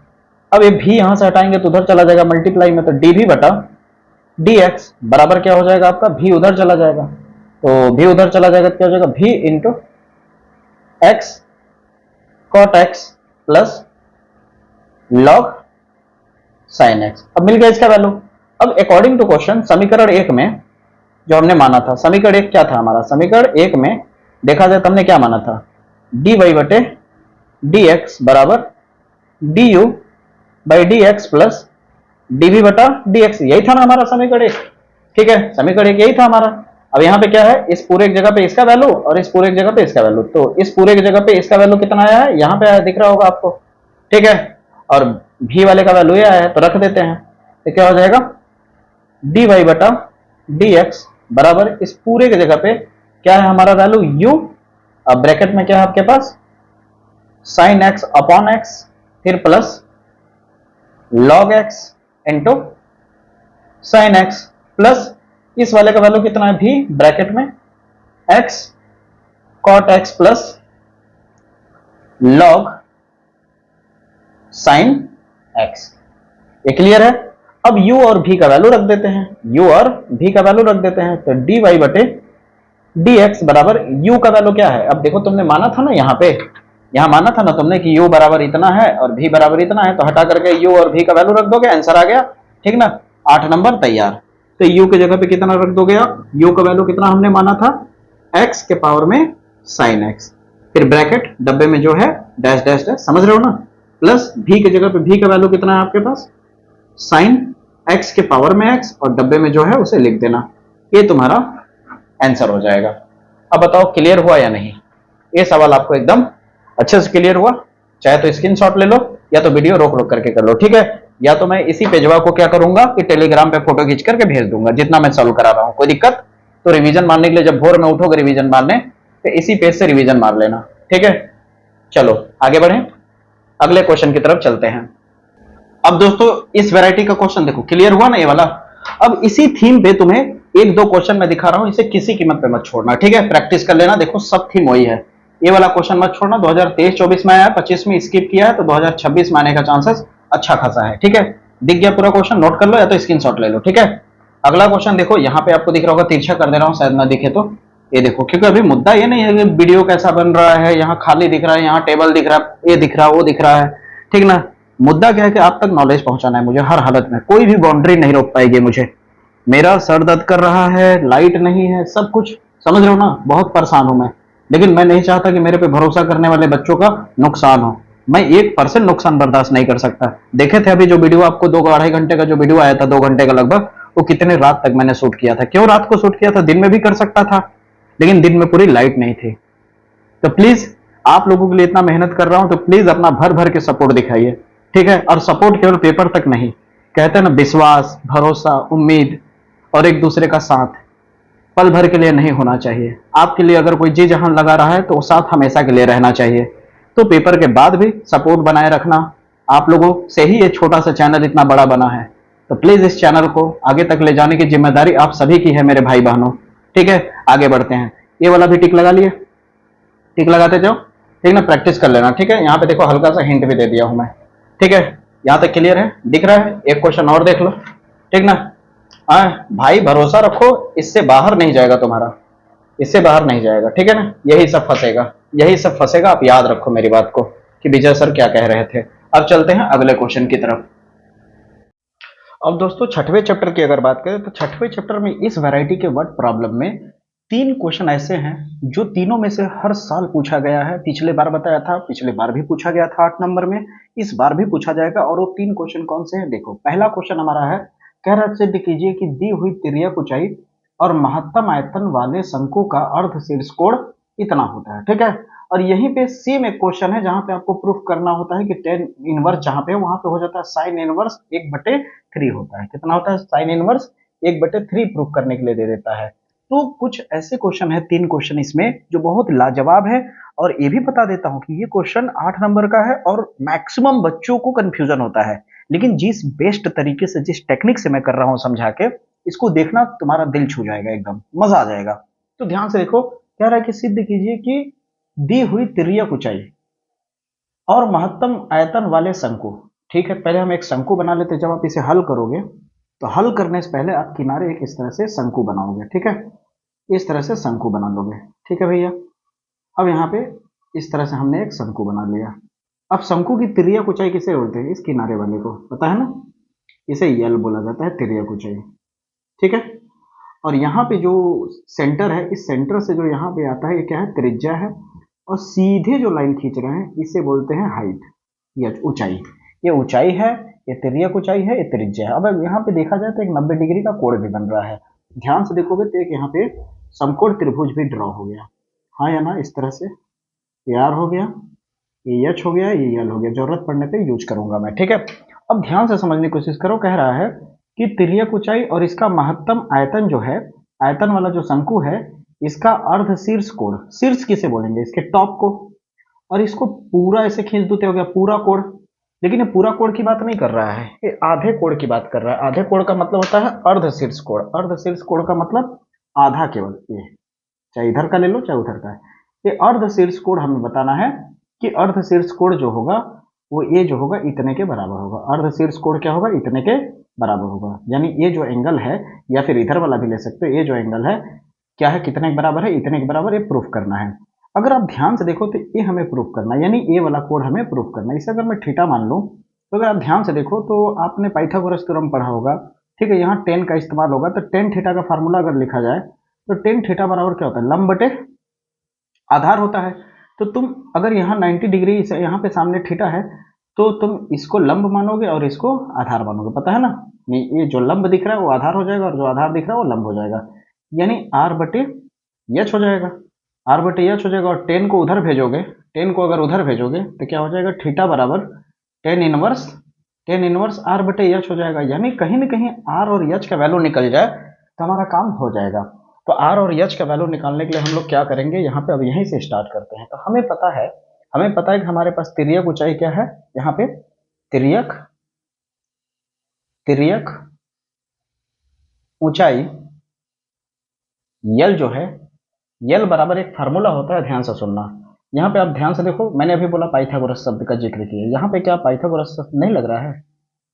अब सोच के देखो, ये क्या है, कर्ण है कि नहीं। अब इसे लंब आधार किसी को भी मान सकते हो, चाहे इसको आधार मान लो चाहे इसको मान लो, कोई दिक्कत नहीं है। पाइथागोरस थ्योरम क्या होता है, कर्ण का स्क्वायर बराबर लंब का स्क्वायर प्लस आधार का स्क्वायर। हाँ या ना में जवाब चाहिए, लिख सकते हो कि नहीं। यानी यल स्क्वायर बराबर क्या लिख सकते हो, H square plus R square लिखा जा सकता है।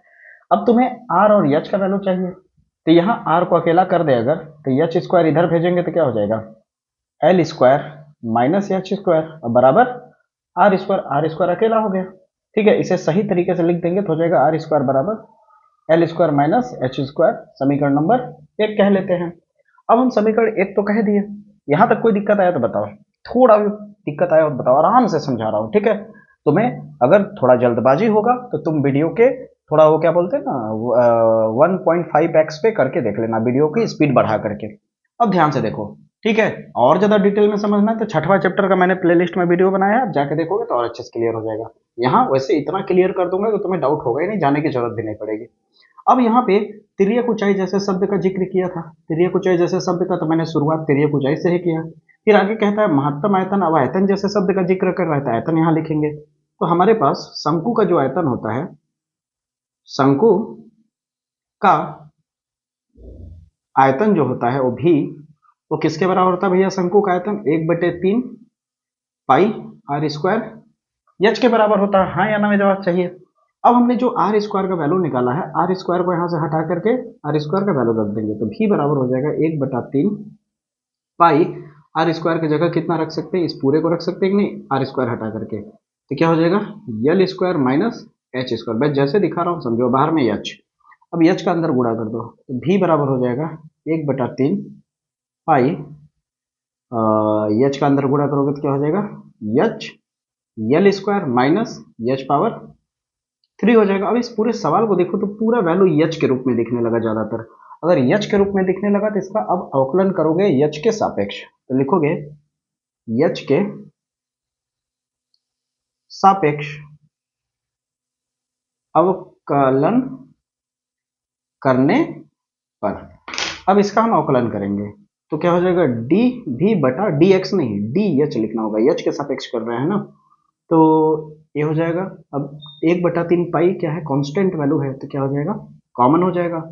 अब यहाँ पे क्या हो जाएगा इतना, और अंदर में क्या होगा एच यल स्क्वायर माइनस एच पावर 3। चलिए आगे बढ़ाते हैं कहानी को, तो डी भी बटा डी एच बराबर 1/3 पाई। अब इसका अवकलन करेंगे तो ध्यान दीजिए, एच का अवकलन होगा तो 1 हो जाएगा, यल स्क्वायर केवल बचेगा, क्या बचेगा यल स्क्वायर, फिर माइनस एच पावर 3 का अवकलन करोगे 3 आगे आ जाएगा, एच स्क्वायर हो जाएगा। यहाँ तक कोई दिक्कत आपत्ति तो बताइए, कोई दिक्कत हो तो, रत्ती भर कोई प्रॉब्लम नहीं होना चाहिए। चाहे इस टाइप का जो तीनों सवाल बता रहा हूँ, तीनों सवाल में एक बात का ध्यान रखना कि जब भी तुम्हारा पहली बार अवकलन होगा, अवकलन होने के तुरंत बाद इस पूरे को तुम जीरो मान लोगे। क्या मान लोगे, जीरो मान लोगे। सुनाई दे रहा, ठीक है। उच्चिष्ट और निम्निष्ट मान निकालने के लिए इस पूरे को क्या मान लोगे, जीरो। तो यहाँ पे लिखोगे, यहाँ पे क्या लिखोगे कि भी के उच्चिष्ट व निम्निष्ट मान हेतु हम क्या मानेंगे, डी भी बटा डी एच को हम क्या मान लेंगे, जीरो मान लेंगे। तो इस पूरे को जीरो मानने से होता है ना, मन में चलता होगा कि प्रॉफिट क्या होगा, दिखा रहा हूं प्रॉफिट क्या होगा। यहां से एच का वैल्यू निकलेगा, क्या निकलेगा, एच का वैल्यू। और एच का वैल्यू निकालने से पहले ये भी पता चल जाएगा कि तुम्हारा जो आयतन है वो उच्चिष्ट मान है या निम्निष्ट। कैसे पता चलेगा, सब कुछ क्लियर होगा। पहले ध्यान से देखो, सबसे पहला काम क्या होता है कि हम जीरो मान लिए। यहां तक क्लियर हुआ है नहीं, पहले बताओ, यहां तक क्लियर है। अब यहां तक क्लियर है, अब हम यहाँ पे इसी को वैल्यू यहाँ पे इसको हटा करके रख देंगे तो हमें एच का वैल्यू मिल जाएगा। किसका वैल्यू मिल जाएगा, एच का वैल्यू। साबित करके दिखाते हैं, ध्यान देना। तो इस पूरे की जगह कितना रख देते हैं, जीरो, बराबर 1/3 pi L square minus 3 H square. कोई दिक्कत। अब ये 1/3 पाई इंटू में है बाहर में, तो बराबर किधर आएगा, तो जीरो के साथ मल्टीप्लाई होकर के पूरा जीरो हो जाएगा। तो कुल मिलाकर आपके पास क्या बचेगा, जीरो बराबर L square minus 3 H square. अब माइनस 3 एच स्क्वायर इधर ले आओगे तो क्या हो जाएगा भैया, माइनस 3 एच स्क्वायर इधर ले आने पे क्या हो जाएगा आपका, प्लस में 3 एच स्क्वायर हो जाएगा। और उधर क्या बचा, एल स्क्वायर। अब 3 को उधर भेज दोगे तो क्या हो जाएगा, एच स्क्वायर बराबर एल स्क्वायर बटे में 3 हो जाएगा। और यहाँ से स्क्वायर हटाओगे तो पता है ना, जिधर इधर स्क्वायर हटेगा तो इस तरफ टोटल में क्या हो जाएगा, रूट लग जाएगा। क्या लग जाएगा, रूट लग जाएगा। अब ध्यान से देखो, अगर तो एच बराबर कितना हो गया, यल के ऊपर स्क्वायर है इसलिए रूट से बाहर निकल जाएगा यल, लेकिन 3 नहीं निकल पाएगा, रूट 3 बच जाएगा। तो एच का तुम्हें वैल्यू मिल गया, एच का सीधे सीधे तुम्हें वैल्यू मिल गया। समझ है मेरी बातें। मैंने मकसद बता दिया है कि इस सवाल को हल करने का मकसद देखो यही बात होता है कि अगर तुम्हें शुरू से पता चल जाए ना कि हम सवाल को ये लंबा ले जा क्यों रहे हैं, क्या मकसद है, क्या निकालना है, तो पहले ही जब पता चल गया कि आर और एच निकालना है तो थोड़ा सा क्लियर हो जाता है चीजें। तो अब हमें एच निकल चुका है, हमारा एच निकल चुका है, ठीक है। हाँ, एच निकलने के बाद अब तुम्हें आर चाहिए, एच निकालने के बाद क्या चाहिए, आर चाहिए। तो आर निकालने से पहले एक छोटी सी फॉर्मेलिटी करनी होती है, इसका कोई देखो लेना देना नहीं है, फिर भी छोटी सी एक फॉर्मेलिटी करनी होती है। और फॉर्मेलिटी क्या है कि जो तुम यहाँ पे किए हो ना, इस वाले को देखो, इस वाले जिस पे ऐसे कर रहा हूं मैं, इसको तुम दोबारा अवकलन करोगे। दोबारा अवकलन करने के बाद पुनः अवकलन करोगे। अगर तुम्हारा आंसर निगेटिव में आ गया तो ये निम्निष्ट मान शो करेगा, सॉरी उच्चिष्ट मान शो करेगा। और अगर आंसर पॉजिटिव में आ गया तो निम्निष्ट मान शो करेगा। उल्टा सुनने में अजीब लगता है कि अगर माइनस आ गया तो कम होना चाहिए, जबकि माइनस आया तो क्या होगा, उच्चिष्ट को शो करेगा। तो अब देखो इसको आगे हम कर रहे हैं, इसके आगे वाले हिस्से को, ठीक ना। तो यहां तक आपको समझ आ गया, यहां तक कोई दिक्कत, यहां तक आपको भैया, यहां तक आपको कोई दिक्कत होना नहीं चाहिए, यहां तक आपको कोई दिक्कत नहीं है। अब इसके आगे देखो हम क्या कर रहे हैं, ध्यान देना। उसका हम पुनः अवकलन कर रहे हैं। किसका अवकलन कर रहे हैं, इस वाले का। थोड़ा सा मैं इसे खोल देता हूं ताकि आपको दिख जाए। इस वाले का, इस वाले का, इस वाले का मैं पुनः अवकलन करूंगा, ठीक है। तो देखो यहां पे कर रहा हूं, तो डी स्क्वायर भी बटा डी एच स्क्वायर पुनः अवकलन करेंगे, ठीक ना। अब ध्यान से देखने की कोशिश करना ना भैया, पुनः अवकलन करेंगे। अब ध्यान से देखना, बड़ी खास चीज देखने वाली है तुम्हारे को। देखो ये फिर से कांस्टेंट वैल्यू है, ठीक ना। ये क्या है, फिर कांस्टेंट है। क्या है आपके पास कांस्टेंट, 1/3 पाई, कॉमन ही रहने दो। अब अंदर में क्या हो जाएगा, डी बटा डी एच। अब ब्रैकेट में क्या हो जाएगा, L square minus 3 H square, हाँ या ना। अब यहीं पे कर देता हूं मैं। अब इसका करोगे तो क्या हो जाएगा, D square, step by step देखते जाना कैसे कर रहा हूं मैं, ठीक है। 1/3 पाई। अब इसका अवकलन करोगे जब, जहां पे दिख रहा होगा, तो एल स्क्वायर क्या है, कांस्टेंट है तो जीरो हो जाएगा। क्या हो जाएगा, जीरो हो जाएगा। माइनस 3 है और एच स्क्वायर है तो स्क्वायर आगे आ जाएगा, 3 दूनी 6 एच हो जाएगा। अब जीरो कोई मतलब है नहीं तो बचा क्या, इतना बचा। अब यहाँ पे क्या बचा, 1/3 पाई बचा और गुणे में माइनस का 6 एच बचा। 3 से 3 कट जाएगा, 3 से 6 कट जाएगा, 3 दूनी 6। तो डी भी डी एच स्क्वायर बराबर कुल मिलाकर आपका -2 पाई एच आएगा। अब ये वैल्यू देखा जाए तो माइनस में आया है, माइनस का मतलब जीरो से छोटा है। अगर जीरो से छोटा है तो क्या होगा, ये उच्चिष्ट मान होगा। क्या होगा, यह भी के लिए, भी यानी आयतन के लिए, आयतन के लिए क्या होगा, उच्चिष्ट होगा, ठीक है। ये जितना अभी मैंने किया ये फॉर्मेलिटी है, इसमें डरने वाली बात नहीं है, ठीक है, कोई डरने वाली बात नहीं है। अब फिर आ जाते हैं वापस अपने क्वेश्चन पे। तो हम लोग क्या निकाले थे, यच निकाल लिए थे। अब यच हमारा निकल गया, इसी यच का मान जो समीकरण 1 माने थे हम लोग, ये जो समीकरण 1 माने थे, इस समीकरण 1 में यच हटा करके यच का मान रख देंगे तो आर मिल जाएगा हमें। क्या मिल जाएगा? आर मिल जाएगा। देखो मैं यहाँ पे कर रहा हूँ, ध्यान देना, ठीक ना। तो समीकरण 1 हमारे पास क्या है, ध्यान देना, यहाँ पे समीकरण 1 क्या है हमारे पास, समीकरण 1 हमारे पास लिखेंगे, समीकरण 1 में यच का मान रखने पर, तो समीकरण 1 कितना है भैया, आर स्क्वायर बराबर यल स्क्वायर माइनस एच स्क्वायर। तो एच स्क्वायर के जगह पे हम एच स्क्वायर का मान रख देंगे। तो एच स्क्वायर क्या है, यही है ना एच स्क्वायर। एच स्क्वायर की जगह पे क्या है, यल स्क्वायर बटे 3। तो यहाँ हो जाएगा एल स्क्वायर बटे 3। अब इसे हल कर लेते हैं। तो आर स्क्वायर बराबर क्या हो जाएगा, 3 इधर आ जाएगा तो कितना हो जाएगा, 3 L square minus L square बटे 3। तो हल करोगे तो हो जाएगा आर स्क्वायर बराबर 2 एल स्क्वायर बाई 3 हो जाएगा। हाँ या ना, क्यों 2 आया, क्योंकि 3 एल स्क्वायर में से एक एल स्क्वायर घट गया, कोई दिक्कत। अब यहाँ से स्क्वायर हटाओगे तो उधर रूट आ जाएगा, स्क्वायर हटाओगे तो क्या आ जाएगा, टोटल पे रूट आ जाएगा 2 एल स्क्वायर बाई 3, ठीक है। अब ध्यान से देखो, तो आर हो गया, रूट से यल तो बाहर निकल जाएगा, लेकिन रूट 2 और रूट 3 बाहर नहीं निकल पाएगा, यल बाहर निकलेगा। आर का वैल्यू मिल गया, आर का वैल्यू मिल गया ना। अब टेन थीटा भी मैंने दिखाया था ना कि टेन थीटा बराबर क्या हो रहा है, आर बटा यच आ रहा है। टेन थीटा बराबर क्या आ रहा है बाबू, आर बटा यच आ रहा है। आप साफ साफ देख पा रहे होगे, आप साफ साफ देख पा रहे हो, आर बटा यच आ रहा है। दिख रहा है कि नहीं, देख रहा हो, पूरा मैंने खेल खेल दिया। मैंने बोला ना कि ऐसा खेल खेलूंगा इस सवाल पे कि आपको एकदम मजा आ जाएगा। और 8 नंबर का प्रश्न है तो पेशेंस के साथ समझना भी पड़ेगा। अब ध्यान से देखो, टेन थीटा है, आर का वैल्यू आपके पास कितना है, √2 यल बटा √3, यही है। फिर बटे यच का वैल्यू कितना है आपके पास, इसको बराबर में लिख देते हैं, अच्छा लगेगा।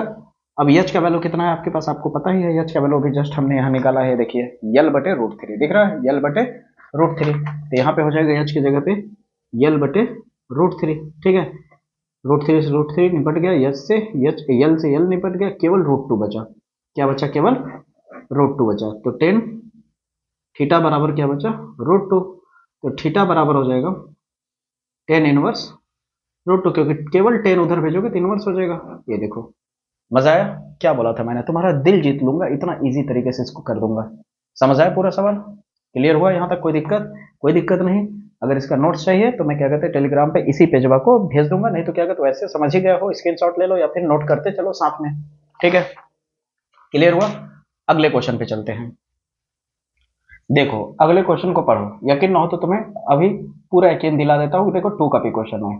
सिद्ध कीजिए कि दिए हुए पृष्ठ, वहां पे क्या था, दिया हुआ तिर्यक था, यहाँ पृष्ठ है, देखो स्टार्टिंग पृष्ठ से हुआ है, शंकु का कुल पृष्ठीय क्षेत्रफल यही होता है कि नहीं, ठीक है। अब यहाँ से देखो यल को अकेला कर लिया गया है, यल को अकेला कर, अब जैसे मन में आएगा ना कि यल को ही क्यों अकेला किया गया, उसका जवाब देता हूँ, देखना ना।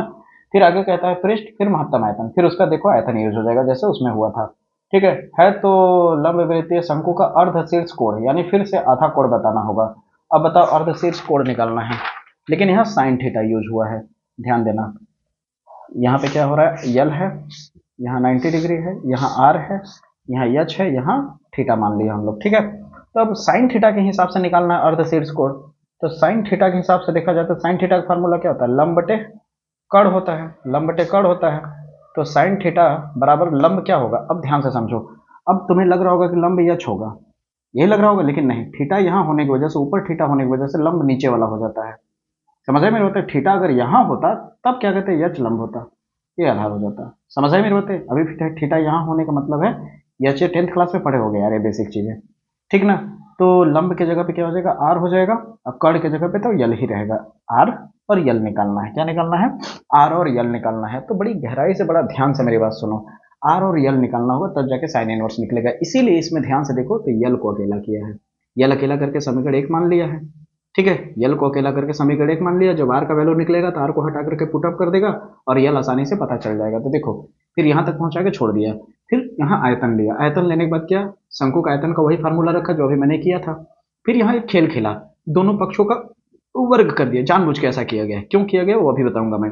दोनों पक्षों का वर्ग कर दिया, वर्ग करने के बाद क्या कहते हैं, यहाँ पे जो r पावर 4 दिख रहा है, यहाँ पे सॉरी, यहाँ जो आपका एच स्क्वायर दिख रहा है, क्या दिख रहा है, एच स्क्वायर का वैल्यू रख दिया यहाँ से निकाल करके, दिख रहा है, क्योंकि आपको पता है यल स्क्वायर बराबर क्या होता है, H square plus R square, R square इधर भेजोगे तो क्या हो जाएगा, L square minus R square बराबर एच स्क्वायर हो जाएगा। एच स्क्वायर का वैल्यू रख करके फिर अवकलन करना शुरू कर दिया, आगे कैसे किया है आप समझ रहे होगे। ठीक है, तो इस क्वेश्चन को किसी कीमत पे नहीं छोड़ोगे, अगर छोड़ोगे तो ये जिम्मेदार तुम होगे, समझ रहे हो। अगर क्वेश्चन छूटा तो इसके जिम्मेदार आप होगे, क्वेश्चन 100% आएगा, समझ रहे हो क्यों ऐसा कह रहा हूँ, क्योंकि 10√3 वाला पूछा जा चुका है क्वेश्चन, समझ रहे हो। तो पॉसिबिलिटीज है, ऐसा नहीं है कि नहीं पूछा गया है, ये भी पूछा गया है, लेकिन 10√3 वाला कई बार रिपीट किया गया है, तो अनुमान है कि ये पक्का आएगा। तो दोनों सेम वेराइटी के क्वेश्चन है, तो जरूर आप प्रैक्टिस करना, ठीक है। कोई दिक्कत है, अगर कोई दिक्कत हो तो चैनल पे इसका कैलकुलेशन मिल जाएगा, कोई दिक्कत की बात नहीं है, वैसे होगा ही नहीं दिक्कत, पूरा खेल बता दिया है इसका। अब तीसरा क्वेश्चन कौन सा है जो बहुत वायरल है, ध्यान से सुनो। अब इस सवाल को ध्यान से देखो, ऐसा हो नहीं सकता कि ये सवाल तुम पहचान नहीं रहोगे, बहुत ही प्यारा, बहुत इंपॉर्टेंट क्वेश्चन है। कह रहा सिद्ध कीजिए कि आर त्रिज्या के गोले के अंतर्गत अधिकतम आयतन के बेलन की ऊंचाई इतनी है, तो अधिकतम आयतन भी ज्ञात कर दीजिए साथ में, यानी सिद्ध करना है कि इतना आएगा, ठीक है। यानी बेलन की जो ऊंचाई होगी वो इतने के बराबर होगी, ये सिद्ध करना है, और साथ में आयतन का उच्चिष्ट मान भी निकालना। अधिकतम का मतलब होता है उच्चतम मान यानी उच्चिष्ट मान। तो उच्चिष्ट मान निकालने के लिए आपको पता है ये दोबारा अवकलन करना पड़ता है। सबसे पहले हम किसका वैल्यू निकालेंगे, एच का। तो सबसे पहले सवाल क्या कह रहा है, ध्यान से समझो। कह रहा है सिद्ध कीजिए कि कैपिटल आर त्रिज्या की गोला है, एक गोला है, पहले गोला बना लेते हैं, ठीक है, ध्यान देना। ये मैंने एक गोला बना लिया, और ये इसकी त्रिज्या क्या है, इसकी जो त्रिज्या है वो क्या है भैया, कैपिटल आर, कहीं से भी बना लो एक त्रिज्या, ठीक है। हाँ, और इसी गोले के अंदर क्या है, एक बेलन ज्यादा से ज्यादा आयतन घेर करके स्थित है, इस तरह से, ठीक है। इस तरह से इस गोले के अंदर एक इस तरह से बेलन है ज्यादा से ज्यादा आयतन घेर करके, ठीक है। ये क्वेश्चन याद रखना, 2026 में पक्का चिपकेगा कहीं ना कहीं, बहुत ही वायरल क्वेश्चन है। अब ध्यान से समझो, अगर मैं इस गोले का सेंटर यहाँ पे मान लूं, और एक गोले का ये गोला गया है, तो यहाँ केंद्र से यहाँ ऐसे अगर खींचूं तो क्या है, एक तरह की त्रिज्या ही तो है कैपिटल आर, और यहाँ से ऐसे मिला दूं, ऐसे मिला दो तो भी तो त्रिज्या आर है, तो आर और आर मिल के यहाँ से यहाँ की पूरी लंबाई कितनी हो जाएगी, 2r हो जाएगी। हाँ या ना में जवाब चाहिए, 2r हो जाएगी। अरे बेलन की जो ऊंचाई है, जो हमें नहीं पता है, निकालना है कि इतना होना चाहिए, उस ऊंचाई को फिलहाल एच मान लेते हैं। और ये जो यहाँ से एक बेलन बना है, तो बेलन बना है, तो यहाँ पे भी आपको पता ही है, बेलन जब ऐसे बनता है, ऐसे बेलन जब बनता है सिलेंडर, तो इस तरह से यहाँ पे भी तो त्रिज्या होता है एक छोटा सा, तो इस त्रिज्या को स्मॉल आर कह देते हैं। तो ये छोटा सा त्रिज्या अगर स्मॉल आर है, तो यहाँ से यहाँ तक कितना हो जाएगा, 2r हो जाएगा, जोड़ देंगे तो। हाँ या ना, व्यास पूरा, हाँ या ना, क्लियर हुआ। तो यहाँ से अगर देखो तो एक त्रिभुज बनता हुआ नहीं नजर आ रहा है, समकोण त्रिभुज, ऐसे करके ये एच, यहाँ कैपिटल 2r और यहाँ 2 स्मॉल आर। अब यहाँ से एच कितनी आसान तरीके से निकलेगा, देखना तुम चौंक जाओगे। मैंने बोला ना कि ये सारे सवाल तुम्हें चौंका दूंगा करके, तुम खुद हैरान हो जाओगे कि ये सारी चीजें इतना रटना पड़ता था, इसको डर लगता था ये सवाल लेकर के, इतना इजी कैसे हो रहा है सब कुछ, इतना इजीली तरीके से कैसे हो रहा है। ध्यान से देखो, अब हम इसे हल करने जा रहे हैं। तो सबसे पहले हम यहाँ पे क्या करेंगे, इसका इस्तेमाल करके पाइथागोरस थ्योरम यूज करेंगे। पाइथागोरस थ्योरम में क्या होता है, कर्ण का स्क्वायर बराबर लंब का स्क्वायर प्लस आधार का स्क्वायर। तो कर्ण क्या है आपका 2 कैपिटल आर, कर्ण का स्क्वायर बराबर लंब का स्क्वायर यानी एच का स्क्वायर प्लस आधार यानी 2r का स्क्वायर। यहाँ तक क्लियर है। अब तुम्हें करना क्या है कि स्मॉल r को अकेला कर लो, ठीक है। क्या करो, स्मॉल r को अकेला करो। क्यों ऐसा है आगे बताता हूँ, ठीक है, सब समझ जाओगे।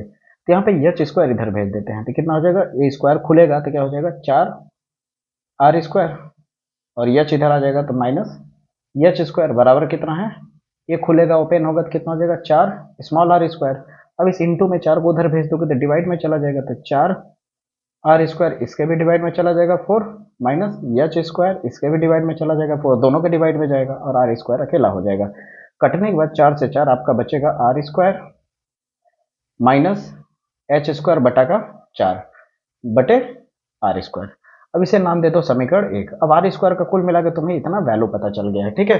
अब यहाँ पे ध्यान से देखो किसका इस्तेमाल हुआ है, बेलन का इस्तेमाल हुआ है। किसका इस्तेमाल हुआ भैया, बेलन का। तो बेलन का आयतन मैक्सिमम निकालना है ना, लिखा है ना कि r त्रिज्या के गोले के अंतर्गत अधिकतम आयतन का एक बेलन है, तो अधिकतम आयतन का बेलन है, तो अधिकतम आयतन का बेलन तो आयतन है, तो बेलन का आयतन फार्मूला लगाएंगे। तो बेलन का आयतन, सवाल पहचान जाओगे ना, भूलोगे नहीं ना, 2 कैपिटल आर बटे √3, कैपिटल आर का जगह स्मॉल आर भी कर सकता फंसाने के लिए, ठीक है। और यहाँ आयतन, बेलन का आयतन क्या होता है, पाई r स्क्वायर एच होता है। अब आप बड़ी गहराई से बड़ा ध्यान से चीजें सुनो। अब यहाँ पे लिखने के बाद आपको क्या करता हूँ शायद आपको पता होगा। हम करते हैं इसका अवकलन। क्या करते हैं भैया? अवकलन। और अवकलन h के सापेक्ष ही करेंगे, h के रिस्पेक्ट में ही अवकलन करेंगे। क्या करेंगे? h के रिस्पेक्ट में। लेकिन अवकलन करने से पहले याद करो, अभी जो सवाल बताया था मैंने, कुछ हटा के कुछ रखता हूं मैं। तो आर स्क्वायर का वैल्यू इतना है, तो क्यों ना आर स्क्वायर को हटा करके v बराबर पाई, आर स्क्वायर को हटा करके क्या रख दिया जाए? आर स्क्वायर का पूरा वैल्यू रख दिया जाए। आर स्क्वायर का वैल्यू कितना है? Capital R square minus H square upon 4, और बाहर में क्या है? एच। अब बाहर में जो एच है उसका अंदर गुणा करोगे तो जाहिर सी बात है एच का अंदर गुणा होगा तो क्या हो जाएगा? H R square minus H का गुणा होगा तो क्या हो जाएगा? एच पावर 3/4 हो जाएगा। हाँ या ना? क्लियर हुआ यहाँ तक? यहाँ तक भैया अगर आपको क्लियर हो गया तब तक बड़ा ध्यान से देखना। v बराबर क्या हो जाएगा? आपका आ जाएगा, अब तो हो गया। अब इसका डायरेक्ट अवकलन करते हैं तो क्या लिखेंगे? h के सापेक्ष अवकलन करने पर। ठीक ना? जितना क्वेश्चन बता रहा हूं बस आप देख लो, अगर नहीं आए तो उसका जिम्मेदार मैं रहूंगा, कोई और नहीं। बस आप देखो, अच्छे से सीखो। ये बेलन वाला जो बता रहा हूं ना, इसी तरह क्या करता है सवाल में, बेलन हटा करके शंकु रख देता है। पहले इसे सीख लोगे तो शंकु वाला मैं आपको दिखाऊंगा, एकदम इजीली समझ आ जाएगा। ठीक है? फिर उससे के बाद तो डरने की कोई जरूरत ही नहीं है। तो ध्यान से देखो, यहां तक हो गया। अब एच के सापेक्ष अवकलन करेंगे तो क्या हो जाएगा? भी क्या हो जाएगा? डी बाई डी एच हो जाएगा, बराबर पाई कॉमन हो जाएगा और डी बटा डी एच लेंगे, और अवकलन किसका होगा? H R square minus H power 3/4 का। अब क्या हो जाएगा? डी भी बटा डी एच बराबर पाई। अब देखो ध्यान से समझो, एच का करो, एच अकेला है तो कट के 1 हो जाएगा, केवल आर स्क्वायर बचेगा। हाँ या ना में जवाब? माइनस एच पावर 3 है तो इसका करोगे तो 3 आगे आ जाता है, और एच के पावर में कितना बचेगा? 2 बचेगा, और नीचे में 4। अब बताओ यहाँ तक क्लियर हुआ है नहीं? जब एक बार हम अवकलन कर लेते हैं तो याद है ना तुम्हें कि उच्चिष्ट और निम्निष्ट मान के लिए हम लोग इसको 0 मान लेते हैं। कुछ याद आया? याद आया? याद आया ना? उच्चिष्ट व निम्निष्ट मान के लिए dv बटा dh बराबर हम 0 ले लेंगे। अब जैसे ही इसे लोगे तो क्या हो जाएगा तुम्हारा? इस पूरे की जगह 0 हो जाएगा। तो 0 बराबर क्या हुआ? Pi r square minus 3 h² by 4। अब देखो एक लाइन और करेंगे तो हम प्रूफ हो जाएगा हमारा, तुरंत हमारा प्रूफ होकर h बराबर इतना निकल जाएगा। देखना यहाँ तक कोई दिक्कत है? कोई दिक्कत नहीं आया ना? मजा आया ना? पूरा डायग्राम भी समझ आया ना कैसे बनाया मैंने? खुद बोल रहा है भाई कि एक और मतलब कि एक गोले के अंदर अधिकतम आयतन का क्या है? बेलन है। अधिकतम आयतन का बेलन कब होगा? जब पूरा टच कर जाएगा ऊपर नीचे, बड़ा से बड़ा। ठीक है? अब आप ध्यान से समझने की कोशिश करो, अब आप ध्यान देने की कोशिश करो। यहां तक जब हो जाएगा, दिख रहा होगा आपको, यहां तक हो जाने के बाद इंटू में पाई है उधर जाएगा तो 0 हो जाएगा। तो कुल मिलाकर आपके पास क्या बचा? 0 बराबर are square minus 3h² upon 4। अब माइनस 3h² अपॉन 4 माइनस में इधर आएगा तो प्लस में हो जाएगा, तो 3h² अपॉन 4 बराबर आर स्क्वायर। अब मैं यहाँ पे कर देता हूँ। ठीक है? तो अब देखो ध्यान से समझो, क्या था हमारे पास? 3h² अपॉन 4 था बराबर आर स्क्वायर। अब 3/4 है, उधर जाएगा तो आपको पता है पलट करके क्या हो जाएगा? 4/3 हो जाएगा और आर स्क्वायर हो जाएगा। नीचे वाला ऊपर हो जाएगा और ऊपर वाला 3 नीचे आ जाएगा। स्क्वायर हटाएंगे तो उधर रूट आ जाएगा, तो h बराबर क्या हो जाएगा? टोटल के रूट आ जाएगा टोटल में, तो 4 आर स्क्वायर रूट में 3। अब ध्यान देना, जगह नहीं है यहाँ पे कर रहा हूँ। ठीक है? यहाँ पे कर रहा हूँ इसके बाद। ठीक है? अब इसके बाद यहाँ कर रहा हूँ, तो h बराबर 4 बाहर आ जाएगा, 2 दूनी 4 बन के, क्योंकि 2 का स्क्वायर होता है 4। आर पे स्क्वायर है इसलिए आर भी रूट से बाहर आ जाएगा, लेकिन 3 बाहर नहीं आ पाएगा, रूट में 3 रहेगा। ये हो गया ऊंचाई। यही प्रूफ करना था हमें। हाँ या ना में जवाब दो। यही प्रूफ करना था, सवाल यही था आपका। देख लो सवाल यही था कि नहीं? क्लियर हुआ? मजा आया? अब बताओ ईमानदारी से सवाल एकदम हैंडल कर लोगे कि नहीं? एकदम धजिया उड़ा दोगे ना सवाल आएगा तो? ये सवाल आएगा तो एकदम धजिया उड़ा दोगे। अब इसी पैटर्न पे एक सवाल मैं दिखाता हूं तुम्हें, इसी सेम पैटर्न पे एक सवाल दिखाता हूं, दिल से बताना कि ये सवाल कर पाओगे या नहीं। यहाँ पे देखो यही सवाल सेम है, कह रहा है कि सिद्ध कीजिए, दिख रहा होगा, सिद्ध कीजिए कि आर त्रिज्या के गोले, जैसे वहां कैपिटल आर कर दिया था यहाँ स्मॉल आर कर दिया फंसाने के लिए। ठीक है? आर त्रिज्या के गोले के अंदर उच्चतम आयतन का लंब वृत्तीय शंकु डाला गया है और उसकी ऊंचाई इतनी होगी, प्रूफ करो। ये भी क्वेश्चन मोस्ट इंपोर्टेंट है, देख लेना फंस ना जाए। ठीक ना, 2026 में पक्का इस टाइप का क्वेश्चन आएगा। ठीक है, तो एक क्वेश्चन ये देख लो, प्रश्न उतार लेना या तो स्क्रीनशॉट ले लेना। ठीक है, ये है कैलकुलेशन, इस तरह से जा रहा है, एक बार देख लो। ठीक है, दिख रहा है सब चीज, आगे निकाल लोगे इसको, कोई दिक्कत नहीं। ठीक है, अगला क्वेश्चन जो है उसे बड़ा ध्यान से, बड़ा गहराई से देखना। ठीक है, दिखा रहा हूँ, एक मिनट थोड़ा सा। ठीक ना, एक क्वेश्चन और बड़ा वायरल है, ए वाला दिख रहा है, यहाँ पे आपको दिख रहा है उंगली, नहीं दिख रहा है, रुक जा दिखा रहा हूँ। क्या क्वेश्चन दिख रहा है आपको यहाँ पे, जहाँ उंगली है मेरा? 23वां क्वेश्चन, सिद्ध कीजिए कि कैपिटल आर त्रिज्या के अंतर्गत विशालतम शंकु का आयतन इतना होता है, ये सिद्ध करना है। अब देखो सेम क्वेश्चन वही है, ध्यान दो, एक लंब वृत्तीय शंकु है, लंब वृत्तीय गोला है, उसके अंदर शंकु डाल दिया गया है, और उसका गोले का आयतन जो होगा, वहां पे ऊंचाई पूछ रहा था अभी कब से, इस बार आयतन पूछ रहा है, भी का वैल्यू, तो भी का वैल्यू इतना होगा, तो इसको भी एक बार ट्राई मार लेना। ठीक है, नहीं कर पाओ तो बता देना, मैं शॉर्ट वीडियो में बना दूंगा इसको। ठीक है, वैसे दिक्कत नहीं आएगा, बस इतना ही क्वेश्चन आपको छठवें चैप्टर से करके जाना है मेरे भाई, समझ आए मेरी बातें? इतना क्वेश्चन आप प्रैक्टिस कर लो, 100% आपका मजा आ जाएगा, 100% क्वेश्चन फंस जाएगा। ठीक है, एक क्वेश्चन और देखना हो तो देख के चले जाना। ठीक है, क्योंकि मैं जो बता रहा हूँ सारे मोस्ट इंपोर्टेंट वायरल क्वेश्चन, यहाँ तिरछा कर देता हूँ, देखो यहाँ पे दिख रहा है क्वेश्चन, ये वाला क्वेश्चन एक बार देख लो। ठीक है, सिद्ध कीजिए कि न्यूनतम पृष्ठ का दिए गए आयतन के लंब वृत्तीय शंकु की ऊंचाई आधार की त्रिज्या का इतना गुना होता है। अब इस सवाल को पलट दिया, जबकि बड़ा सिंपल क्वेश्चन है, वही सेम थीम पे जा रहा है। देखो कैलकुलेशन देखो, मैं पलट रहा हूँ, यहाँ तक देख लिया, अब आगे का कैलकुलेशन देखो, इसका सेम उसी थीम पे कैलकुलेशन है, दिख रहा है? तो एक बार चाहो तो स्क्रीनशॉट लेना चाहो तो ले सकते हो कैलकुलेशन का, मैं ऐसे टेढ़ा कर देता हूँ, हल्का सा टेढ़ा कर देता हूँ इस तरह से। ठीक है, दिख रहा है? तो इसे ट्राई कर लेना एक बार। तो ये हो गया, अब चलते हैं अगले क्वेश्चन की तरफ, यानी 7वें चैप्टर की तरफ। अब 7वें चैप्टर को देखो, 7वें चैप्टर को देखोगे तो प्लेलिस्ट में पर्सनल वीडियो 7वें चैप्टर का देखेगा, उसे उठाओगे। ठीक है, जब बना दिया हूं तो थोड़ा सा कष्ट आप भी कर सकते हो, प्लेलिस्ट में चले जाना। ठीक है, इस वीडियो के कमेंट बॉक्स में प्लेलिस्ट का लिंक दे दूंगा।